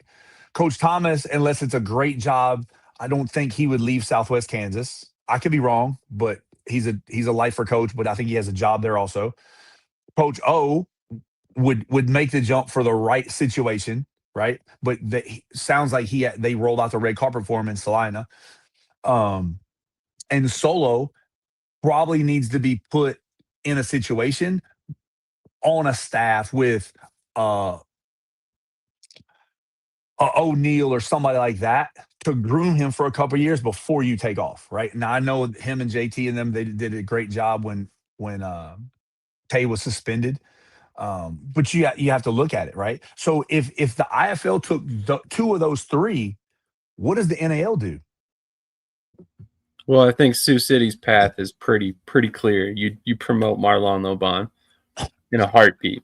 And honestly, I think if I was an NAL team and I had an opening, really, even if I was an IFL team, I think I'd probably be at least entertaining a conversation with Lobon. I think he's a really good coach, recruiter as well. He does from what I understand, he does a good bulk of the recruiting there for Sioux City, which we can argue about the talent level there, but I think in other cities he might have a little bit more success with the ability to house more players and look a little bit further outside of Iowa for talent. And I agree with that, Sam. I think that some people, they get handcuffed because they're in a situation like Sioux City where Lobon, nobody knows how good a recruiter he can be because of the handcuffs and the restrictions that Sioux City has, right? So if you look at that, there are coaches out there, but is a coach ready to come up and not saying that we're better than the NAL? I don't want to get in that debate because it's irrelevant, right? But I do think the coaching in the IFL is way better than the NAL, right? Like obviously O'Neill's a Hall of Famer in the IFL, right? In the situation, he would jump back in the IFL in a second. I think Coach Thomas, it would be a great challenge for him if he got in the IFL because you now have to coach, you have to make adjustments, you have to elevate your game, right? And if you truly want a challenge, great. And I think that the NAL is getting to that, but there's too much of as Krish says, a tier 1 coach and a tier 2 coach and a tier 3 coach. I think that's fair. I think that's 100% fair. And I do think that on a per team basis, you're probably looking at the IFL as having the highest quality coaches overall. I don't think that's much of a debate. There's some really, really good coaches in the IFL that have been doing it for a really, really long time. I want to, add one point too is we look at Marvin Jones in Tulsa, right? A lot of people respect him. He's 23 and 51. And so if he's considered a, moderately good coach, or upper coach in the NAL, right? Think about others making that transition too.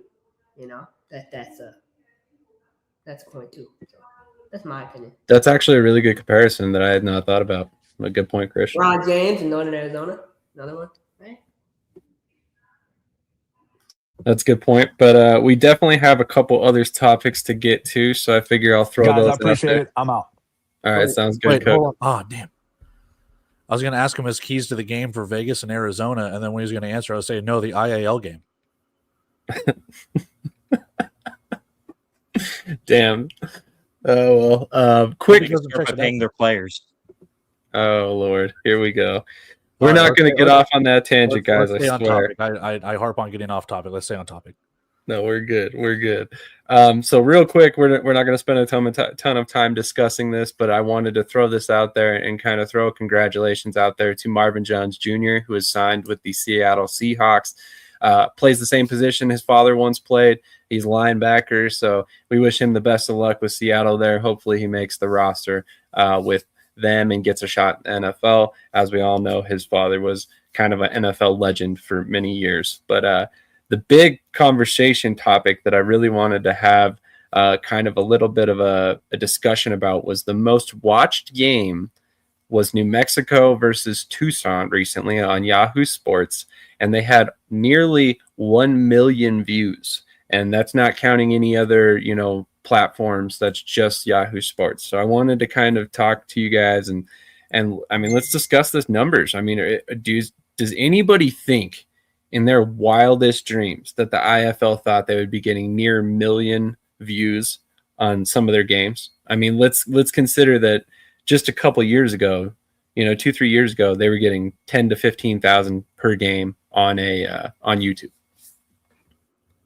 Yeah, it's a huge get. It truly is. Again, to your credit, they're getting 10 to 15 or whatever. And then at one point, the Frisco Fighters had to bring in an influencer, and it's no shot at him, but Eli Mack came in and suited up, sat on the bench, and used that to gain his clout and to promote the team. And that got them 50 to 70,000 views and stuff like that on YouTube. What this kind of shows, and again, I'll raise my hand and be guilty of it too, to an extent, it shows you that the progress that the Indoor Football League has made with everyone, sorry, I'm going to cuss like Krish, but everyone bitching and moaning, saying like, hey, put this back on YouTube, put this on here, it shows that the risk that they've taken to put this on Yahoo, it has paid off, and it has paid off in spades. What does that mean for money? We don't know. We're not behind the scenes, but what it means for the Indoor Football League is people are watching, whether it's on, replay on like Mondays or like before the live games kick off, they always have a replay of a different game. Whatever it means, people are watching. So to be able to watch this game, and as we've seen as the season has progressed, New Mexico and Tucson, oh buddy, their seasons could be a lot better, and we've already had the most watched game between those two teams. What are they going to do Sunday between Arizona and Vegas? That should be fireworks. Agreed. I'm pretty sure Todd Tryon, saw that number and said, because that is definitely going to mean money one way or another for the IFL, whether it's with Yahoo in the future or what have you, whether it's, that pans out to national sponsors for the league. Like 1 million is an insane number that I don't think any of us ever imagined we would hit. In fact, that's better than some UFL games. UFL would beg for those numbers. But I also want to pose this question to Krish and TJ and Cody. I should have mentioned this to you as well. I mean, do you think they'd be seeing these numbers if this platform was not free? No. I'll answer, then we can get to the Krish and TJ too. I'll finish out my stuff. No, they wouldn't. If this was on the IFL network, no. If this was on YouTube, no. But because you're able to show this and show this and show this through the fast channels, through Amazon, through everything, like it's so, like Triple McGee said, Yahoo Sports is just so easy to watch. The broadcast has been amazing. It's something that I was weary of early on this season of like, why do they have national broadcasters? Why can't they get the local guys? It has been seamless. Yes, there have been some broadcast issues, but they've worked out the kinks. As the season has gone along, I have been so impressed with how Yahoo has been able to handle things. Overnight, that's a topic for another day, but Yahoo has been amazing. TJ, what are your thoughts on this number, the Yahoo Sports partnership overall, and just the overall growth of the sport once again? Yeah, I mean, when I saw that announcement, it kind of shocked me. Obviously, like you mentioned, none of us really saw that. I think before this being announced, if they would have announced the exact same thing but said 500K, we still would have been very impressed, but to almost hit 1 million, it shows, like Cody mentioned, the deal with Yahoo Sports, the deal where they can reach everybody now. You don't have to go search on here, it's like you go right to Yahoo Sports. And it's so accessible too, because I have Fire Stick TV. Obviously it's 2026. How many people don't have the Amazon Prime, right? So you're already paying for shipping and everything else with Amazon for that. So the games are essentially free, even if you're, using Amazon Prime like me to go on Yahoo Sports. So it was just a great get for them. It was a great deal. And it also proves what we've been talking about really the last probably like going into last season, maybe even part of the year before, the rise and increase of interest in the sport as a whole. Everything, just like clothing, it's like a fad. It comes around and everything else. Interest, it fades, comes and goes, but it always comes back. And right now, I think we're in that spot where this sport is kind of on the rise again. We just have to learn from the mistakes, obviously, of the AFL and everything else. And hopefully this time they can really capitalize on it. Agreed. And great points there for sure. Krish, any thoughts on this before we move on? Yeah, the streaming deal is legit when Cody fully bought in. So, I think it's amazing. I've been watching the IFL longer than any of you have since 2021, and I just seeing the growth of the league. It has been incredible.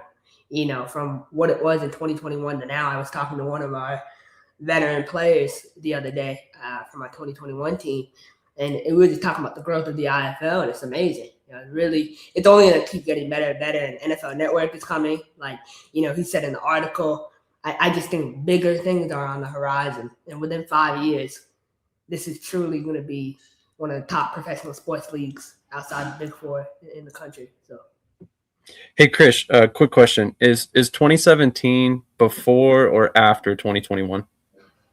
Just quick question. I was just saying I knew more about the basics of the IFL. That's my point. All right. I just was checking. I have a follow-up question. Is 2011 before 2021? Wow. Because I was at a Steelhawks game back when they were in the IFL. There you go. I was going to say I attended my first IFL game in 2017 when the Crush were in the league still. So right before they folded, actually. Hey, can I respond to Coach Davis's comment over here? Yes. So I'm not trying to diss overnight. They've definitely had their streaming issues and stuff like that. But if you keep talking like this, Coach, Krish and I are going to gang up on you in a couple of weeks. It's personal now. Wait a minute. Are you now an Orlando Pirates fan? No. Oh, okay. I'm a Krish fan. So I want to throw this comment up here, and Coach Beck is correct in my opinion. Damian Daniels is arguably one of the better coaches in any league as well. I think that you could probably plug him into some IFL teams, and he'd be very competitive. I think some other situations are very difficult to be competitive in. But, I definitely don't think that he's a bad coach by any stretch. And if it came off that way, I certainly apologize on that fact because I'm not trying to knock any coach. I just think that on a per team basis, if you look at the whole IFL, there's a lot of coaches that have been doing this for 10, 15, 20 years and have been, championship winners, a Kevin Guy, a Mike Davis, a Marvin Jones that won CIF championships and stuff like that. So that's no knock on Damian Daniels. I'm just talking on a league by league basis. The IFL has some very, very good coaching top to bottom. So, hey, Shady Sports, Channel 8, Super Fire, playing in my first arena game tonight, AAL. Wish me luck. Which team are you on, Kelly? Let us know, and we'll definitely be tuning in and watching your game. You can be dead broke and hungry for football, and it's right there and completely free. Folks don't have money right now to pay for ESPN Plus and Fox 1, so getting a well-produced game for free is huge, and I stumbled across the IFL for free. I'm hooked, kind of like most of us found the old AFL back when it was on, regular TV. 2021, Krish had just gotten off the bottle. No. Jawad still has a higher winning percentage, Coach. So love you, man, but Jawad still has a higher winning percentage by about 5%. He was talking about your age, sir. No, bro. That disrespectful as hell, man. We won the 2021 championship, and that will always be history. Hey, we have a banner in our airport. We're the only team in the country that has that. So, that's a big deal. In Massachusetts airport or Orlando's airport? In Mass, and we're about to put another one in Orlando this year. So I guess we'll see. We'll see. It's because you guys cut and trade people so often. They needed the flag to signal where the airport is. That was brutal, TJ. That was brutal. So speaking of Orlando, there's a little bit of news coming out of Orlando. They made a trade with Tulsa. Krish, I did not catch that. Who did they trade with Tulsa? Yeah, so you look at the idea of our D line where we were at. We had 8 D linemen coming into camp. That's awesome. We had one move up to the UFL, and we signed Devin Bryant Epps from New Mexico and Old Dominion. We'll get back to this. No worry. So Devin Bryant Epps from Old Dominion, and he played in a game for us, and he did all right. I just think he's not the right fit.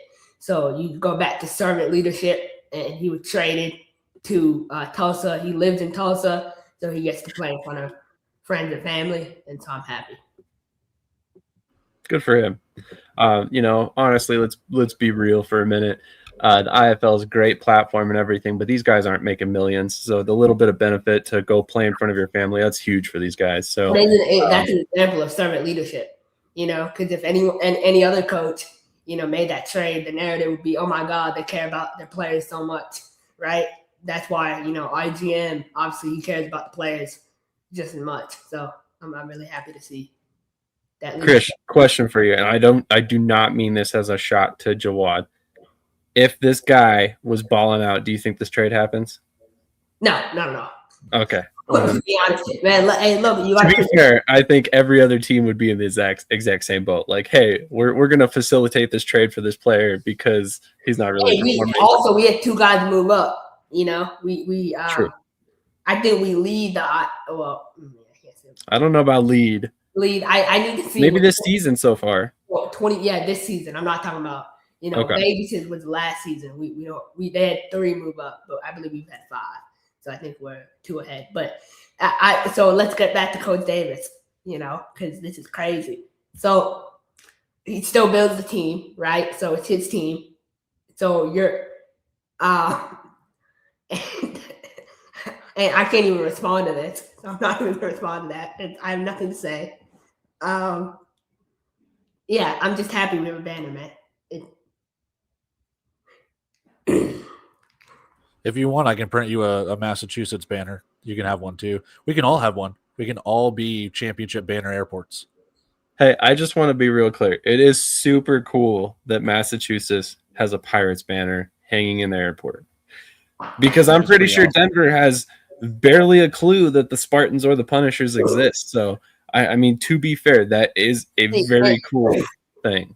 We're giving him stuff or crap, but I want to say something. Coach Davis doesn't understand the importance of having a banner in the airport, and because Vegas is just becoming a sports capital in America. Boston has been a sports capital for years and years and years. So seeing my Pirates banner next to the Celtics means so much. Who are the Celtics? Never heard of them. I'm just kidding. Anyway, Celtics. So another piece of news out of Orlando, they have hired Jason Simpson as a co-defensive coordinator. We talked last week a little bit about the difficulties of being a first-time play caller for Toby Johnson, and now they've brought in some veteran help alongside him. Krish, quick thoughts on that before we move on? Yeah, really happy to see, Coach Simpson is he's a national championship winning defensive coordinator. Last time I checked, when Coach Davis was calling the offense, he held Coach Davis to 45 points 4 times in a row. So, he's a really good coach, and I'm really excited to have him on staff. I feel like our defense is only going to get better and better, and it's a building process. You can't – the thing is, everything's a process, man. Like, if you don't take it day by day and you look too far ahead, you can get caught up. So we're 3-2 right now. I'm really happy. I'm so happy to have him on staff. And I can't wait to get him another national championship ring. That's how I feel.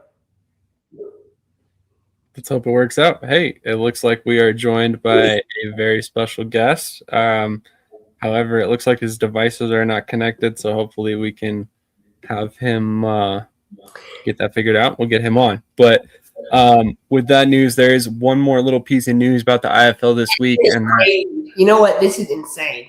I don't even know how to respond to this. I mean, he has a point. Like, did the banner really equate to fans? Probably not. But at the end of the day, is it cool? Yes, 100%.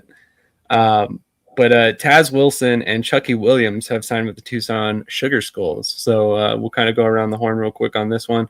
What are your guys' thoughts on these moves for Tucson? We'll go to Cody first. They've needed to change at quarterback with Casey Otto refusing to report. I don't know if they throw Taz Wilson in there. Obviously, he's been a veteran of the game, multiple leagues, multiple teams, all of that stuff.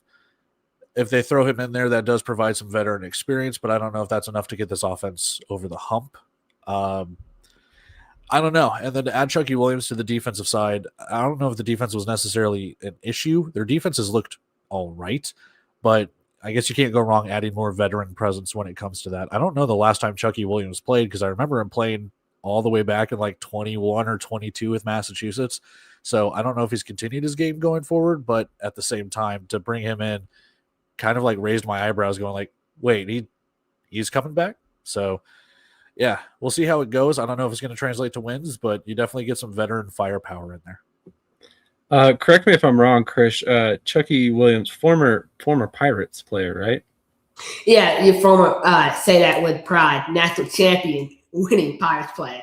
But no, look, hey, Chucky, I'm so happy for Chuck Dog Grady, man. Hey, that's the rap name. Y'all go check him out. He's been on the show before. I'm telling you, man, he is, I had the privilege to be around so many players, coming through and just watching behind the scenes. And, Chucky's one of those guys who's an emotional leader, right? And some people don't value emotional leadership enough, unfortunately. But being an emotional leader, it means a lot. And sometimes that outweighs making plays. And that can translate to making plays too. So I think Chucky, he's been training. He's in great shape. He would spend time in defense coordinator at his high school. They won a state championship, so now he's back on the playing field. I'm really happy for him, and I can't wait to watch him. Now we got 3 former Pirate players over there in Tucson, and then on the other side, Taz Wilson signing with Tucson. That's kind of weird. It's a strange move. That's former Pirate Taz Wilson. Exactly. Exactly. Yeah, you got to give him the shine too. We're having a little bit of issues with our IFL guest and his devices at the moment, but we'll try and get it figured out. There you go. Chucky Williams is great. Great player, great addition for Tucson, and honestly kind of surprising, like Cody said. So do you think he looks at the banner in Boston and goes, I did that? Honestly, like Lobo will tell you. You don't think Lobo looks at that banner every time and he gets emotional? I mean, come on, man. It means a lot. So I don't need a big, diamond. Like, I love what Vegas is doing with the championship rings, but I don't envy that. I'm happy with my banner or our banner or the team's banner. Like, looking at that banner gives me some sort of feeling. So that's it. I don't know. Lobo did make it. He said it earlier. I designed that. Of course I do. Exactly. Like, I'll send it to you right after. You okay, we'll get a picture of the banner. Dear Lord, guys. Go through. I take a picture with Bannergate. This banner is getting a lot of attention all of a sudden. It's the most talked about banner in Massachusetts for sure. That nobody else cares about any other banners up there. That's without a doubt. But on that note, we're going to hit a quick commercial break. We have another special guest joining us, legendary coach Terry Bowden, currently hired by the Monroe Greenheads for his first forte into indoor football. So very excited about that. And we are also trying to get another IFL guest on. So we'll try and see if we can't get that figured out while we got Coach Bowden on. But stick with us. There's still a ton left to come.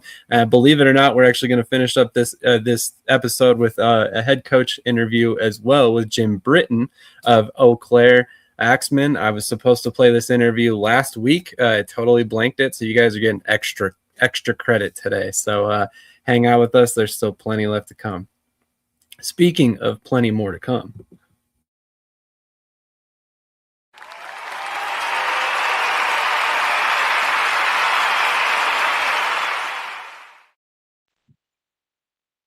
Hi, everyone. This is TJ from Shady Sports Network.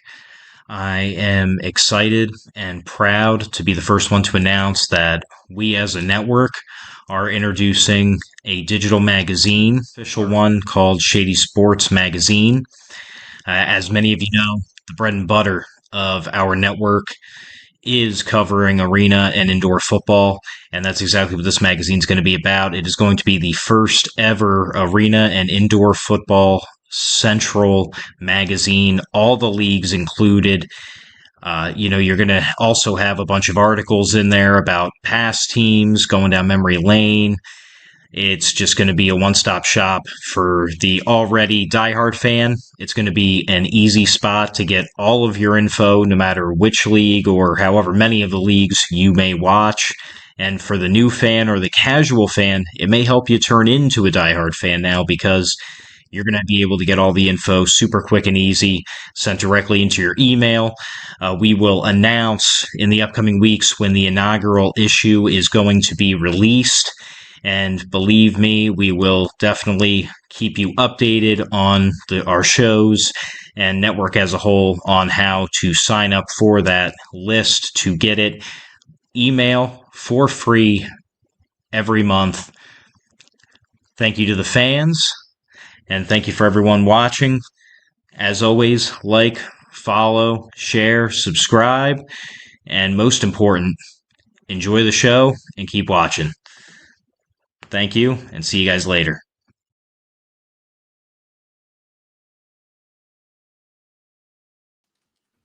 All right, we are back with legendary coach Terry Bowden of the Monroe Greenheads. Coach Bowden, how are you doing this morning? Doing great. Glad to be on the show, and excited about being a part of the arena. I'm new to the league.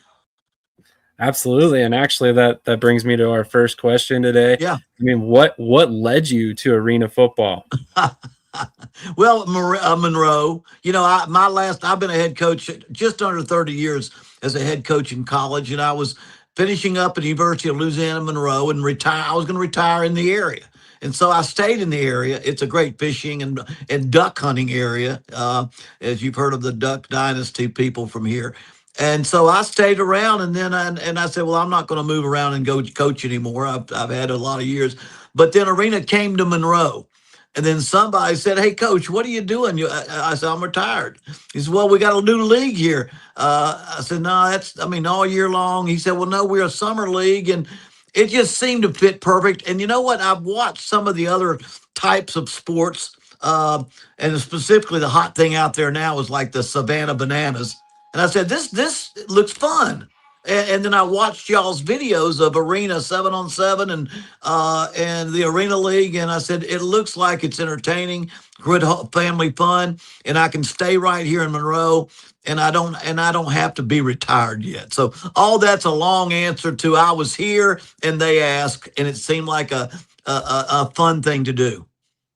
That's awesome. I mean, hey, we love the background on that, and awesome. Honestly, it's kind of awesome how that all came together. But Cody, do you have any questions for Coach Bowden?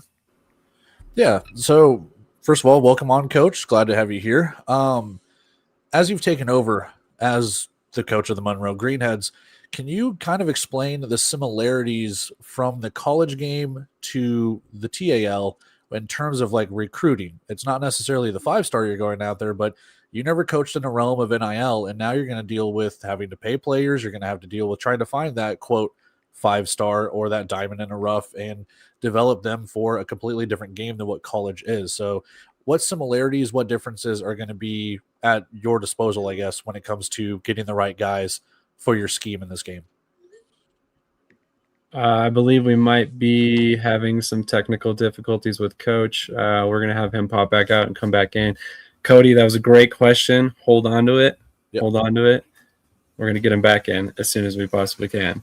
To stay on the topic of TAO, the Monroe Greenheads recently had a tryout, and it sounds like it went pretty well. But now that Coach is back, let's see if we can't get him on. Coach, can you hear us now? I hear you now. I don't know what happened, but that's part of electric, part of digital. Yes, sir. Yes, sir. Cody, go ahead with your question, sir. All right. First of all, can you hear me? Because we do have. Yeah, I got you. Right, I can hear everybody. I got you. All right, so the question I had, I'll see if I can dumb it down a little bit, but you're going from the college game practically to here. Right. But the recruiting is still there. You're not going for 5 stars or anything like that. Sure. And you never recruited in the NIL era, but now you're paying players and you still have to recruit in the TAL game. What similarities, what differences are there when it comes from the college game to now to trying to find your, quote, 5-star or that diamond in a rough for this league? Well, I think the one thing that's helped me now that I'm kind of getting a feel for the Arena League is that I was a head coach. I started out, Division III, Division II, Division I AA, Division Group of 5, and Group of 4. I've been a head coach at every level of football, NAI and NCAA, and you don't get 5 stars at Division III. You don't get 5 stars at Division II. You don't get 5 stars at Group of 5 very often. But you've got to find the diamond in the rough. You've got to know what you can get. So the first thing I'm learning is what level of athlete can I go after? What level of athlete can I actually get to come here? We've got a salary cap, and we want to stay within that salary cap. And so what you do is you find guys you think, and because within 30 miles of Monroe, we've got ULM, North Ludman, we got Grambling and La Tech. So we do have some drive-in distance areas with football players, and I have coaches from my staff that went and worked for La Tech and worked for Grambling. So I know kids that have gotten out. And so the key, I think, is that the similarity is understand what level you are and who you can go after and have a chance to get.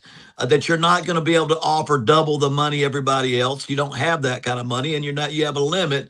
And then you can't go after the most talented. And then also, we try to have a budget at this level that's sustainable. We'd like to have a team next year and the year after.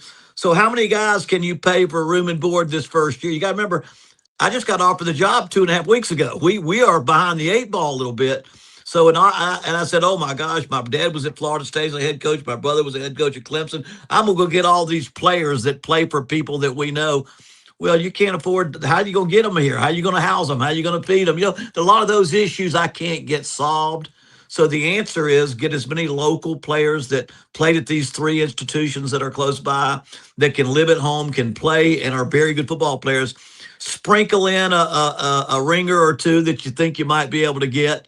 And I think that's the answer for us. And we'll know a little bit more when we open up against the Iowa Woo. But we have to pick what we can get. Yeah, I love how you put that. I mean, it's not as simple as just going out and throwing money at people.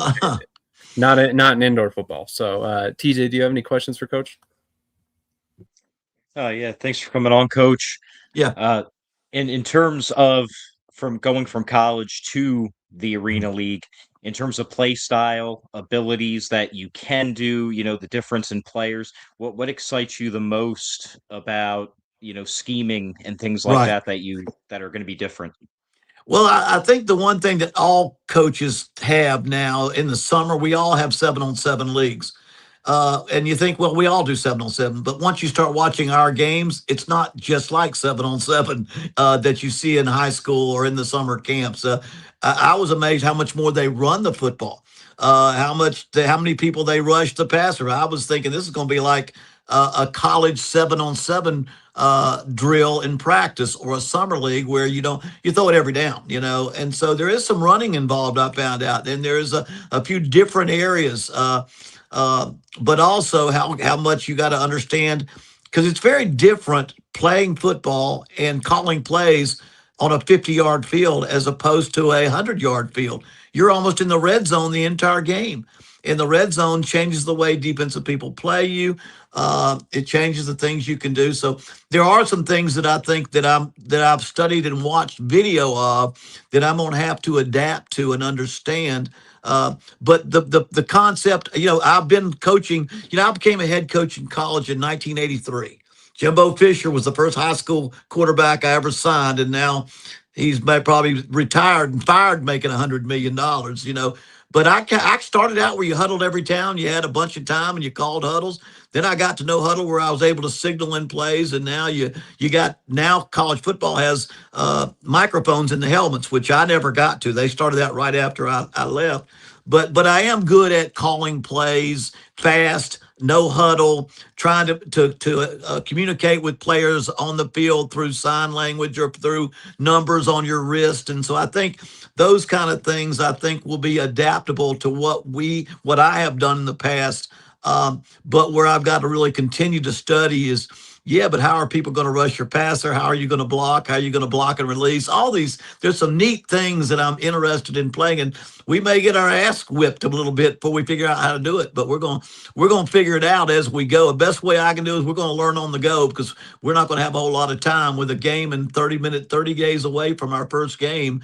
We don't have a lot of time to get all the answers to everything. Coach, on that note, have you had any opportunity to connect with any of the coaches currently in the league to kind of bounce ideas off them? Have they been very accepting of you coming in? Well, the owner of our program, Jeff Hughes, owns the Iowa Woo. And so he's been a good sounding board for me. I guess he wants to win every game in Iowa, and he wants to win every game here now. And we got some local people that may end up sponsoring our team. But right now, I've been able to communicate with him, with some of the people in our league, but mostly and a defensive coordinator that has been, I'm not a student or a product of arena coaching. So I wanted to get a defensive coordinator that has been in the league, played and coached in the league, that would understand a little bit of the nuances, the differences about the league. And so, but my owner has been very good about knowing a lot about the league. And again, I grew up with watching arena football. It's just it varies from 8-man to 7-man. Maybe there was 9-man, but I've seen it all. But again, I've got an owner that has a team and has a league, and his coach has been in the league, in the business a lot. And so we've been able to at least get some ideas. I think it's important to the league that we all have some success. I think he said, I don't know if he wants me to repeat this, he says, shoot, if every team would win 4 at home and lose 4 away, we'd all be happy. I don't know that I'd be happy or my fans would be happy, but from a league standpoint, I think everybody's trying to help each other have a good league. That's awesome. That is one benefit to having some central ownership in the league for sure. Mm-hmm. But so you kind of briefly mentioned it there. Have you hired anybody in terms of coaching staff so far? Yeah, I hired my offensive coordinator. Of course, I've always called plays. I said, you know what, the one thing I miss, because I'm about 5'6", so even when I played in college, I was a walk-on that rode the bench most of the time at West Virginia University. So my fun has always been calling plays. And throughout my career, whether it was as a head coach at Samford University or Auburn, I call plays. And so I kind of said, I'm going to have fun. I'm going to get back and be my own play caller. But I did hire an offensive coordinator who was on my staff at ULM. And the good thing about that, he was my DFO here. And of course, in college football lingo, that's director of football operations. That means he's already had to go to all the restaurants, all the hotels, all the eating establishments, and figure out how to get free meals or this or that. All the things you have to do. We've had to do for our team here. And so, orthopedics, trainers, equipment people, we've had to hire people like that. So he's been wonderful in that area, but he also can help me with the offense. And then I'm in between. I hired a defensive coordinator. Something else came up, and so I'm right now talking to defensive coordinators, still trying to stay in Arena League with a defensive coordinator. Of course, we got 15 days right now before our players can report. They're giving me one more tryout day. I'm going to have that Sunday is my final tryout. I think tryouts were supposed to be over, but because our team got here so late, they're giving me one more tryout date. And I hopefully will have a coach by next week on defense. But even that last tryout date was important because y'all probably know this, but I know it from having coached at every level of college football. Every single player in college thinks they're going to the NFL. And so we had to wait till after the draft so that all those players at ULM and La Tech and Grambling who were not going in the NFL, who thought they were going in the NFL, will answer the phone when I call them because they don't answer the phone or come to tryout when they think they might have a chance to play at some other league. But that's common anywhere. So right now, hopefully we'll get a good tryout day on Sunday with what we've already got, and we can kind of solidify our team.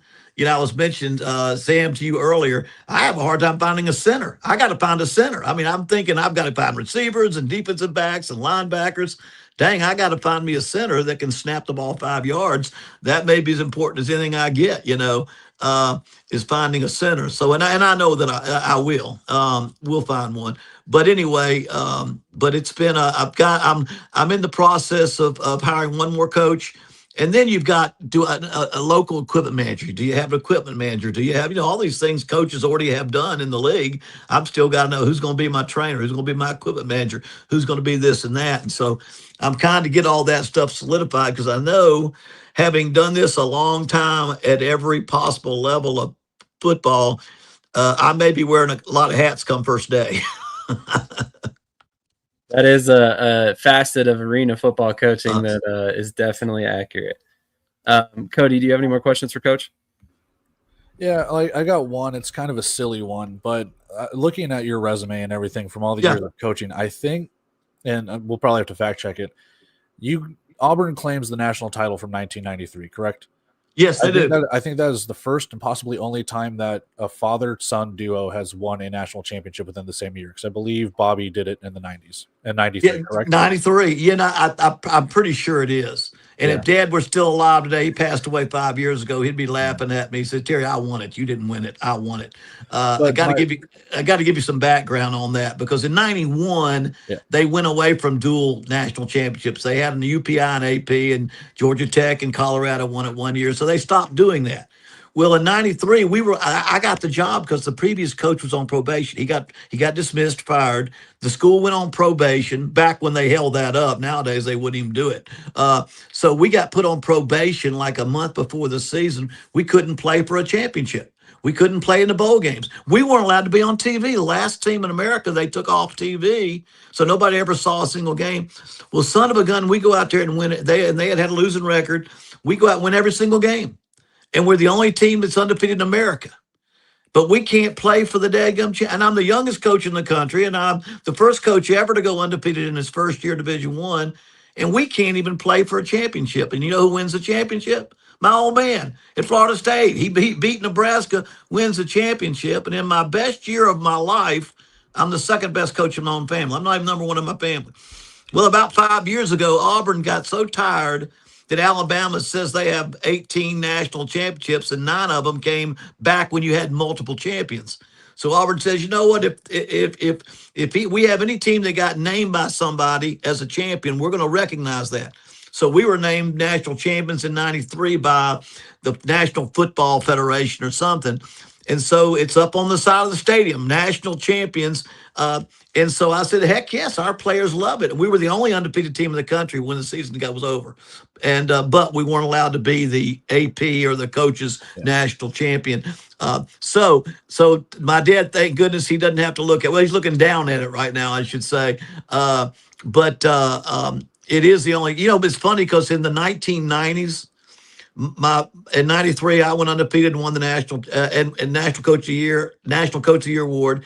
In '98, my brother Tommy at Tulane went undefeated and was the national coach of the year. Then in '99, my dad was undefeated national champion, national coach of the year.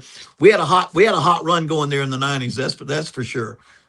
Well, that was going to be my silly question. I'm a huge Nebraska Cornhusker fan. So my question to you is, why was your dad so good at beating Nebraska? You know what? And that's a great question, and people aren't old enough to know that. My dad and Tom Osborne were the closest of friends. They were very similar, although my dad's kind of a bubbly guy, and Tom's a very stoic kind of Midwestern guy. Their values, their strengths, their personality, they just loved each other. But Tom came from the run it, old-fashioned football, little big lineman, corn-fed lineman, great freshman program where they built kids up and developed them, and they won games by being physically overpowering. Well, Dad was in the state of Florida where you had track, you had tons of athletes, and he began to win by having safeties that played linebacker and linebackers that played defensive end, and speed from Deion Sanders to Peter Warwick and those kind of guys. And so when he would play Nebraska, his speed would beat him, would beat him and beat him.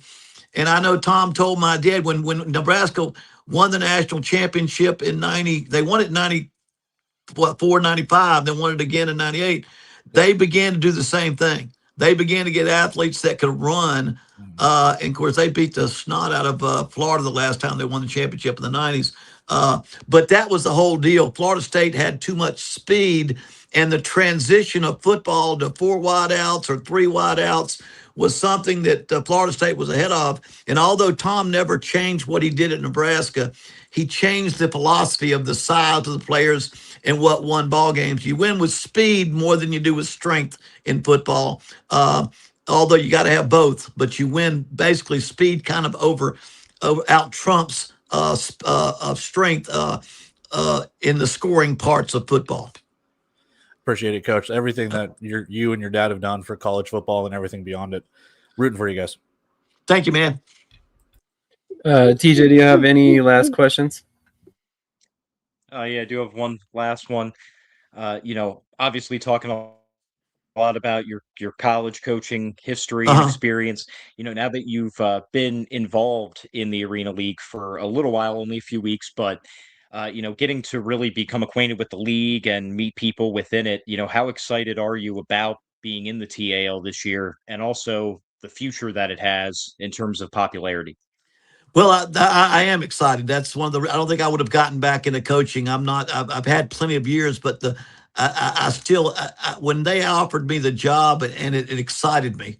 That's what I needed to feel inside, that fire in my belly. That this is going to be, and it seemed like it was fun and entertaining, and the fans were engaged, and all those things. It's a close sport that's close to the fans. A lot of people wonder why Oregon plays great college football, because the stadium's right on top of the field. They're right on top of people, and so that's part of arena football. And so, but I am excited about it. I do believe in Monroe, where football is king, mostly college football in northern Louisiana, but still, it's football is the main sport.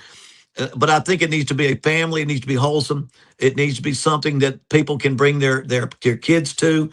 We have a minor league hockey team here called the Moccasins. They've done incredibly well for a state that doesn't really have hockey. They love the hockey program, and we've looked at what they've done in attendance. And I think and again, I don't want to say it, I'm 70 years old. I'm not going to be here forever coaching arena ball. But what I liked about Jeff Hughes and the team, the Arena League, is they said, teams come and go, and arena leagues do come and go a good bit. You got to have sustainability. And I believe they've got limitations on what you can spend in a lot of areas, and they make it, I believe, affordable. I mean, yeah, we don't have goalposts. We don't have kickers. We have a lot of things that have been a part of the game that really aren't a necessary part of the game. I don't like watching extra points. I don't really like watching a guy kick the ball off. Just soon have a guy throw it. So I think what this league has done is said, how long is our schedule? How big is our salary cap? How many players do we have on the field at one time that we got to pay for? I think all those things, I'm hoping that it will mean sustainability.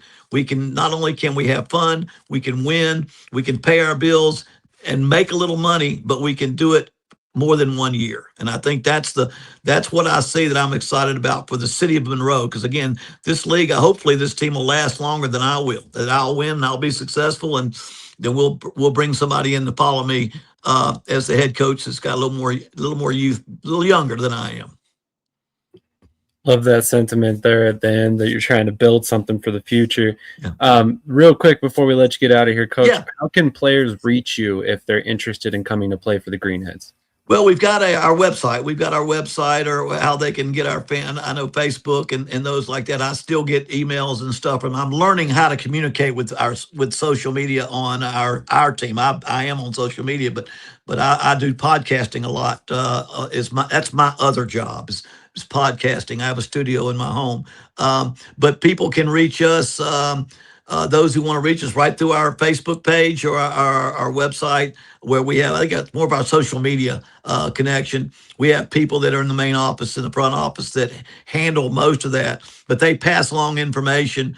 And I know I've had quite a few players. We had more players try out because we had to go right off the tryouts. We had a bunch the first time, and we had one more, and we're expecting a lot of players on Sunday. And then I don't think we'll need quite as many people inquire about how to try out. We'll probably, as everybody does, we'll need that ringer, that one great player here that just got, I think there's a league that finishes up here this week or next week. One of the arena team leagues finishes up. And if I'm correct, a lot of the players like to jump from a league that's over to another league that's still playing. And I got a feeling there'll be some players that come about late. You are probably right. Coach, thank you so much for your time this morning. We really appreciate you coming on. We wish you nothing but luck in 2026 and beyond, and we're looking forward to seeing what the Greenheads put on the field. Thank you, Sam. Appreciate y'all. Definitely. You have a great rest of your day, Coach. All Thank right. you so much. Just wanted to throw this out there. If you want to get a hold of the Greenheads and you have interest in playing in them and you're a local player, reach out to Shady Sports and we can help connect you with Coach as well. So on that note, we're going to hit a quick commercial break, then we'll be back with a very special IFL guest, and then we will close this bad boy out for the day. I know it's getting a little lengthy, but we got a lot of content for you, a lot of great guests, a lot of great stuff to talk about. in this great sport that we all love that brings us here this morning. So on that note, quick commercial. The mountains you climb, maybe stairs. The records you set, maybe personal. The fans you inspire, maybe family. No lights, no camera, just action. You don't have to be a pro. You just need HoneyStinger.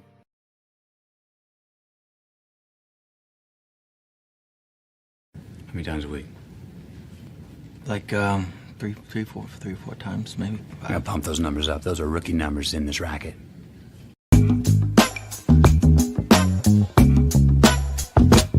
I'm just being myself, cool as can be. When I'm being myself, you wish you were me. It's so easy. Get out your own way. It's just so easy. All right. Thank you so much for joining us, Mr. Joe. Before I mispronounce your name incorrectly, what is your last name? Pequeno. Pequeno. Okay.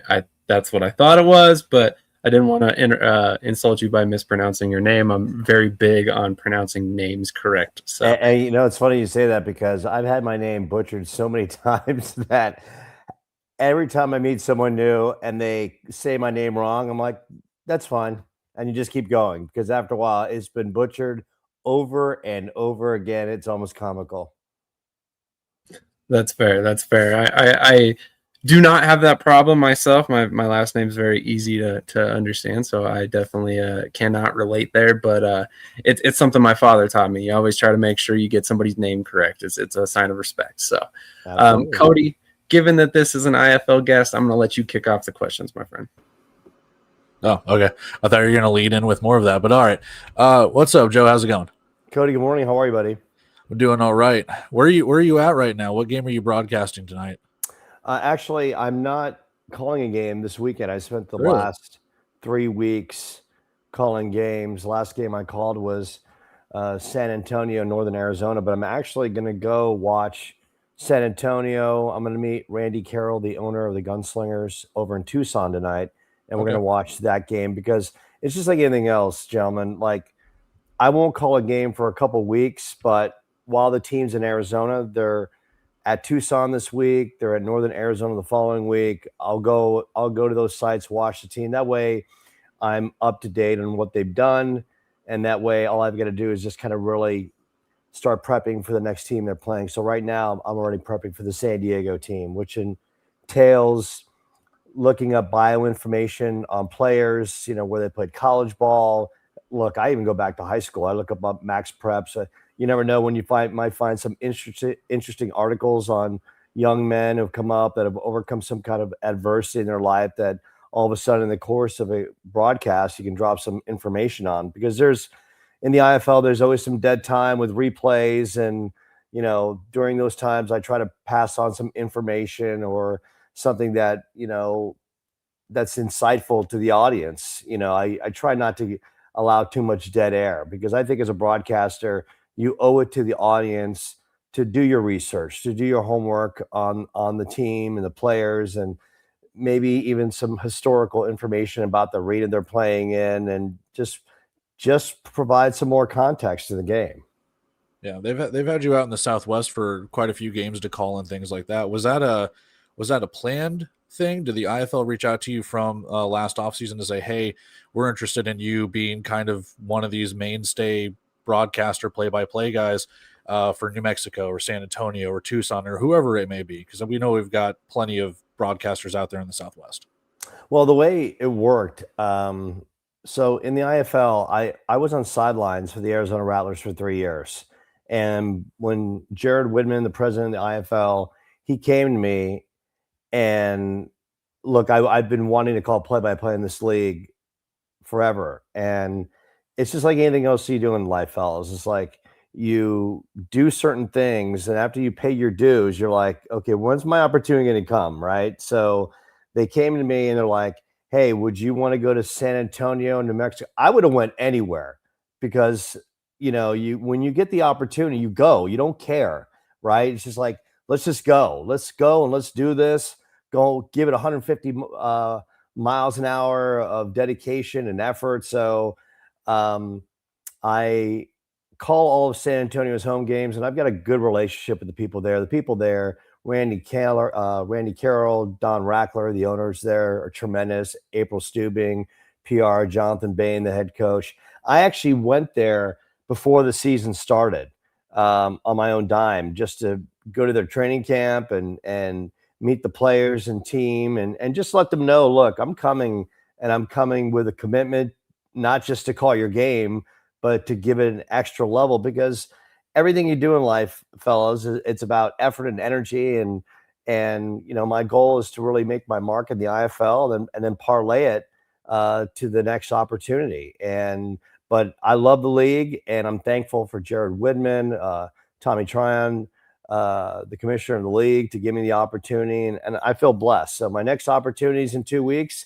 Am I disappointed I'm not calling a game? Of course. And every broadcaster would be. But in the meantime, you get ready, you prepare for it like it's the Super Bowl. So in the meantime, my focus is San Diego. I'll go to the game tonight.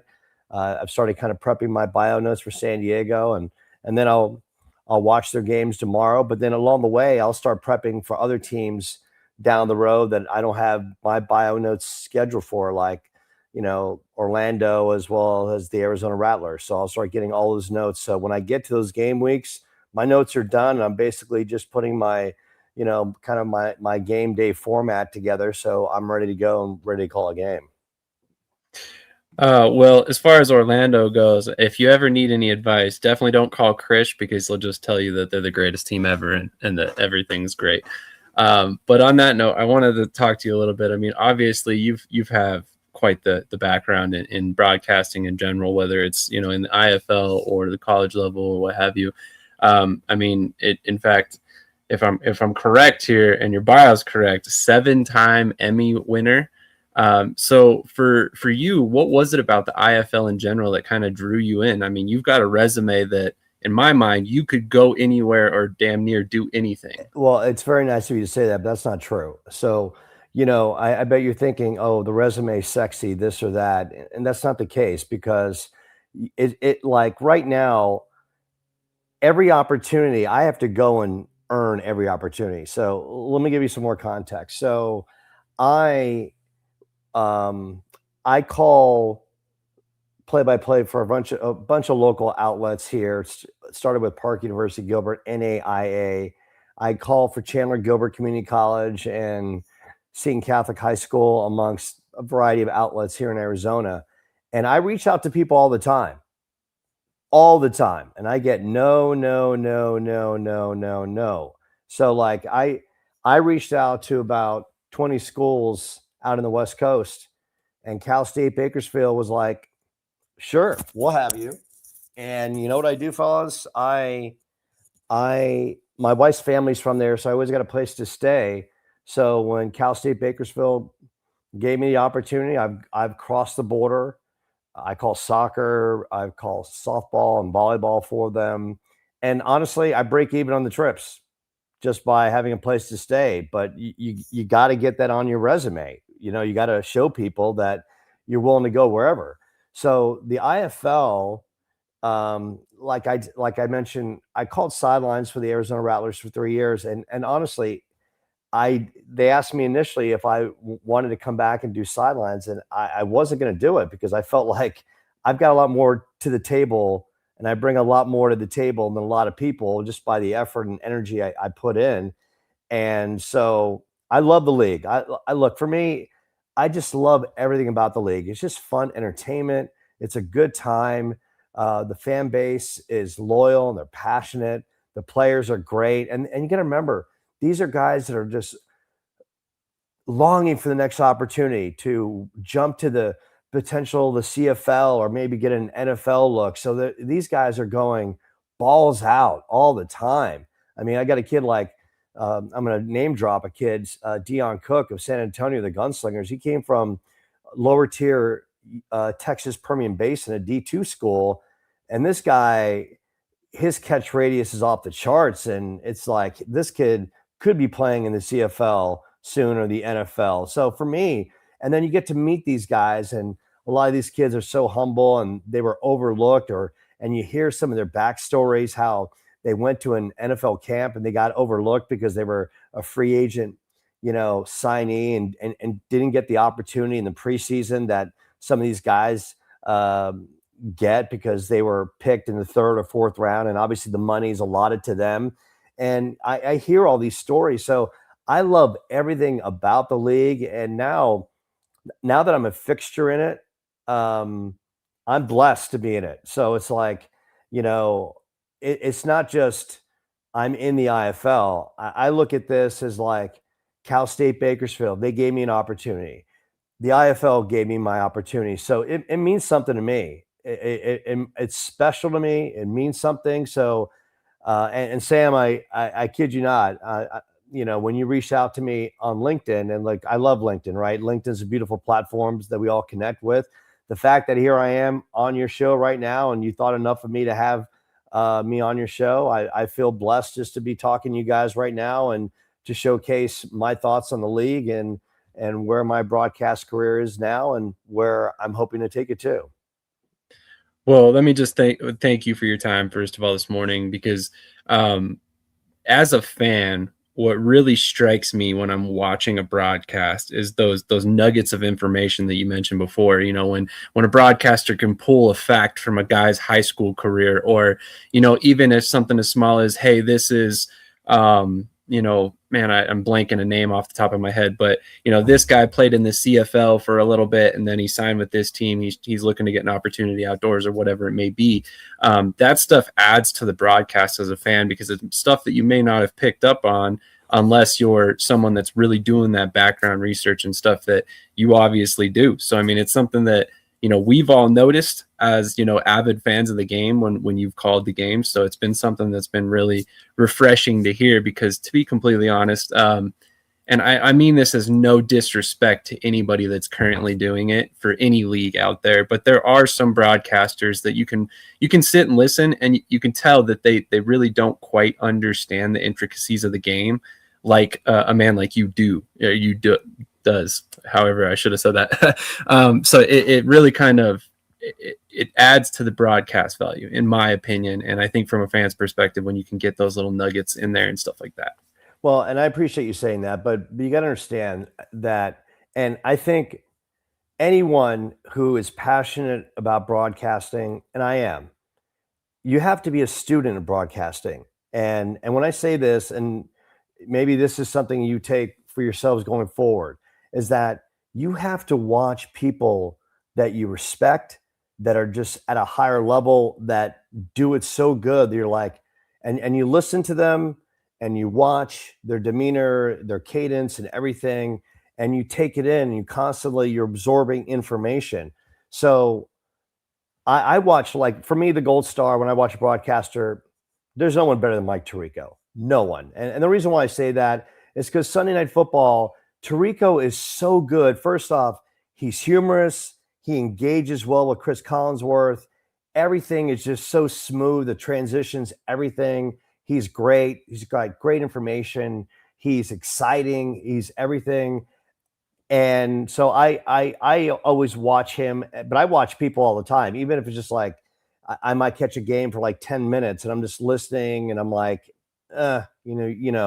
So I think as a broadcaster, you owe it to your viewing audience to care, to do some homework. I mean, look, anyone could just go call a game and just run it through, every quarter. But it's like, you got to know what the records are. You got to know what the quarterback did the following week. You got to know who the leading receiver is. You got to know who's leading the team in tackles, and, what's the history between the teams, and just some basic information. So it's like, I mean, fellas, how am I going to make my mark if I'm not better than anyone else out there? Literally, Sam, and I want this to be maybe the first of many conversations we have where you're like, So Joe, where are you now? Right. And it's like, and the only way I'm going to get there is by like showing people when they listen to me that I'm coming with an effort and I'm bringing energy and I'm bringing context and I'm bringing great calls and personality and because my style to a broadcast, whether it was local news or now calling games, is, bring context, information, energy, humor, funny calls. And remember, at the end of the day, have fun with the broadcast. I am not splitting an atom. I'm not trying to find plutonium in the desert. I am not trying to put a man on the moon. I'm calling a game. So my job is to steer the ship, be informative, have fun with my my analyst, and just bring context and bring energy and effort. That's what I try to do, and that's my philosophy, and that's what I will always bring to a telecast. Absolutely. TJ, do you have any questions for Joe?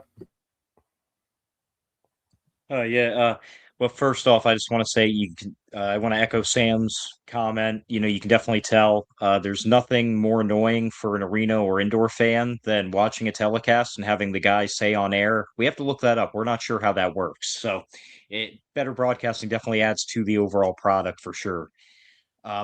In terms of the IFL as a league, with all the exciting news, obviously Yahoo Sports overnight just announcing, a new expansion team. What extra buzz have you noticed this season that's different from past years in terms of excitement and really eyes on the sport this year? Well, I think that the level of professionalism that the league is really trying to lift everything up, with the broadcast partners with Yahoo and overnight. Jared Whitman, the president of the IFL, they're just trying to bring a more professional tone from team to team to make sure that when the viewers dial into the game, that it looks good, it looks great, sounds great. It's a professional broadcast. You got people that are calling the games, they're doing a good job. And look, the fan bases will continue to grow. Obviously, winning helps. So when I go to the Snake Pit and watch the Arizona Rattlers, look, they've been winning for years. Kevin Guy's a tremendous coach. The fans are there, right? Vegas and Mike Davis, who I think right now, and look, I haven't seen Green Bay. I know Green Bay beat Vegas early in the year, but Vegas was on the doorstep and literally fumbled the ball inside the 5, or they could kick the field goal in the game. As far as I'm concerned, Vegas is the team to beat because I just called their game a couple of weeks ago, and Jaden Delora, Quentin Randolph, Josh Tomas, that veteran offensive line with Christian Coulter, Sidney Walker, as well as Moses Mallory, and all these great young players they got defensively. They're the team to beat as far as I'm concerned in the league. But I just think there is such a professionalism growing with the league on the broadcast side, and that leads to more viewership. But I also think where the league can continue to grow is the marketing of the league, where, I mean, there's still people like inside the state of Arizona who I talk to. They're like, what league are you in? What teams are in there? It's like they really don't know. Like the passionate people that know the indoor games, they know. But I think the next phase for the IFL is kind of to be like, in a sense, like how the NFL is. And the NFL year round is in your face, right? They're always like in your face with the draft or this or that, off-season workouts, this or that. I think the IFL just has to do a better job at some point just to continue the marketing of the league so it becomes mainstream. But there is an excitement with the league, the growth, the broadcasting, the rights and everything. And Brent Stover, who's the director of broadcasting for the league, he brings such legitimacy to the league and does such a tremendous job. And I consider him a friend and a mentor. So I go back and I watch Brent's games and try to make myself better. So I think there's a tremendous growing passion with the league because of the standards that are trying to be uplifted by Jared Whitman, the president, as well as Commissioner Tryon and the league, just to exemplify professionalism, style, class, and just trying to raise the bar overall. I got a question for you.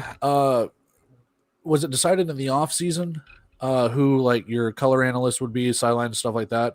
Kind of speak a little bit about Tessa Barrera, Smacker Miles, and how that's all coming to be. Because like I said, once you guys get all together, that broadcast is amazing, and what you guys have been able to do. Wow, that's so nice of you to say. I mean, I know, Cody, to be able to ping pong off of each other. I mean, I got to tell you, that's first off, it warms my heart that you say that, and just the fact that the three of you have such nice words to say about me and Tessa and Smacker, it really warms my heart. And I got to tell you, it's 7:45 in the morning. I probably just woke up an hour ago, but I got to tell you, after this conversation with the three of you, I'm ready to go to the gym and take it down to DEFCON 1 and just freaking pump weights and get my Pete Mitchell Maverick workout in. Just think, just do, and ready to get after it. So the words are just simply fantastic. But, I am blessed. I am blessed to work with good people, first and foremost. And just like the three of you working together, you gotta like the people you work with, right? And I am blessed to be working with just decent people. And first and foremost, I have worked broadcasting.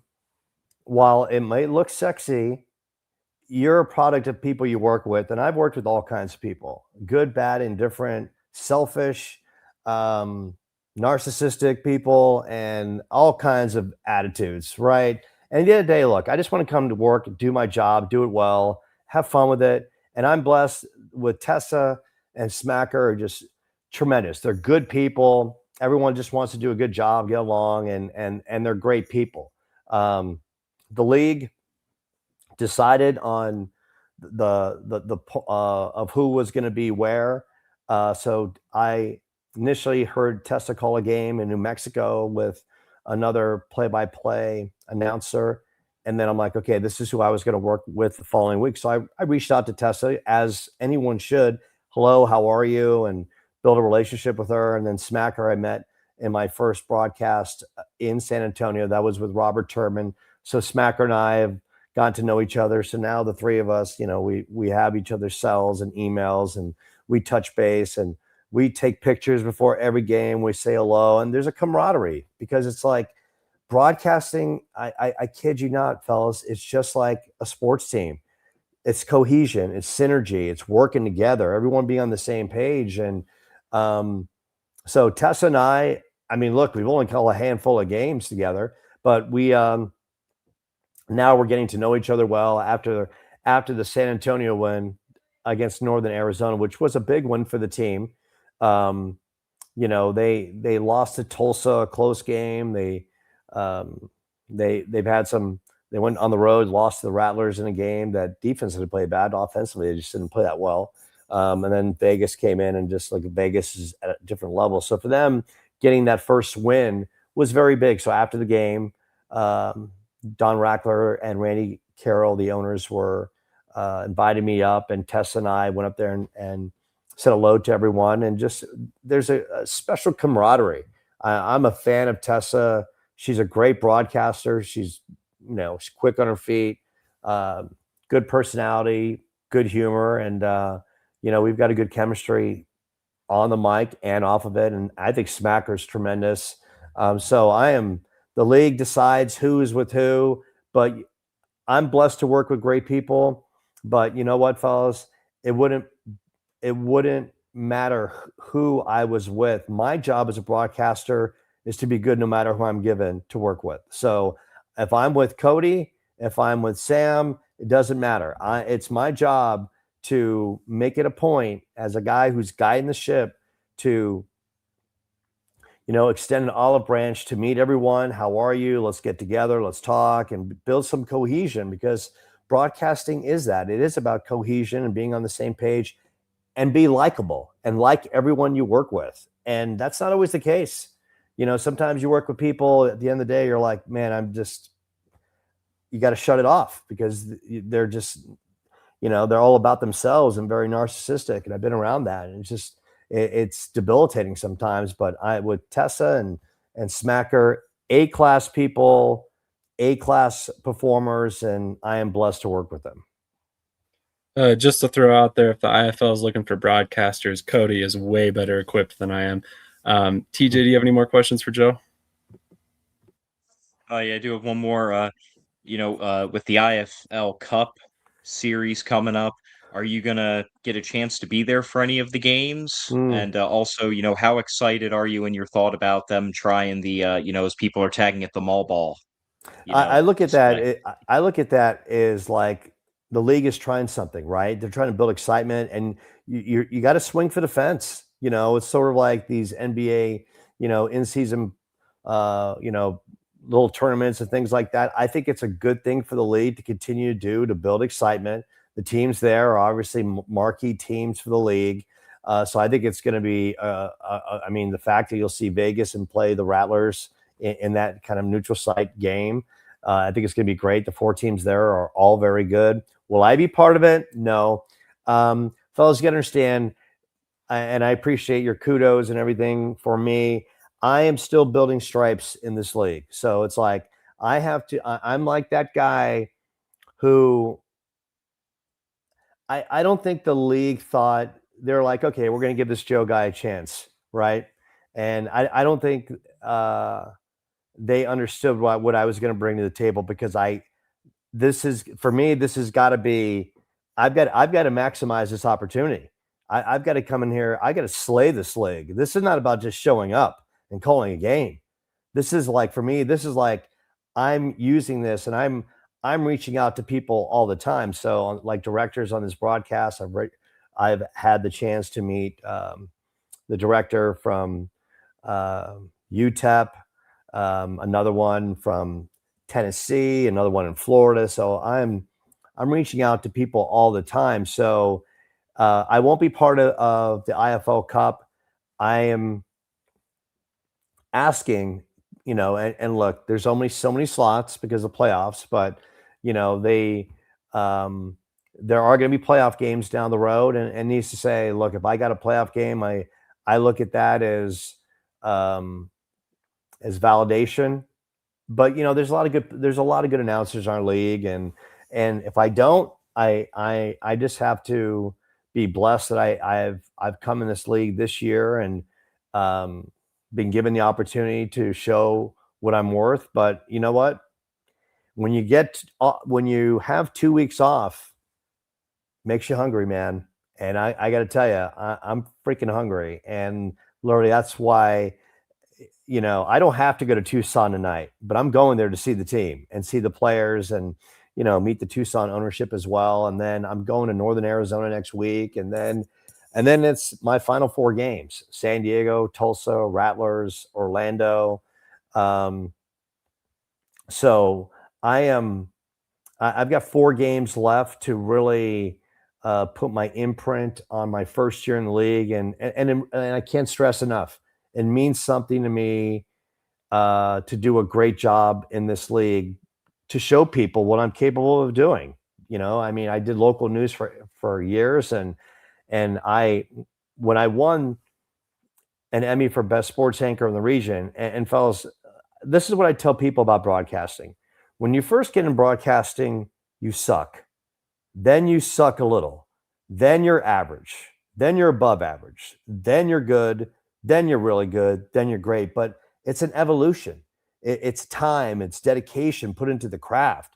No one just comes in a mic and they're great immediately. I mean, look, Tony Romo might be the exception as an analyst, right? He was just he made the smooth move from player to analyst. But I mean, for the most part, there's a time commitment put in. And think about me, it's almost like commercial real estate, which is another job I do. That's what I do because got to pay bills as I'm chasing the real world of what I want to do, which is play-by-play. But there's similarities, because commercial real estate is a slow burn of how deals take, the progression of it. That's how real estate, that's how broadcasting is as well. If you want to be good, you've got to put the time and effort into it to get better. You've got to study. You've got to do your homework. You got to watch other people. You got to go back and listen. Like I go back and watch and I listen to all my IFL games. I'm like, I could have said this better. I could have been better here. My recall here could have been quicker. You always have to evaluate.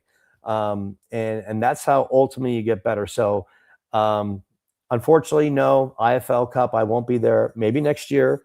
I got 2 weeks off to kind of regroup, but I'm going to utilize this time. And I bet, so how does Joe utilize his time? And I reach out to people all the time. So I'm going to be sending out letters to all the Lone Star Conference schools to say, hey, do you need a play-by-play guy in the fall?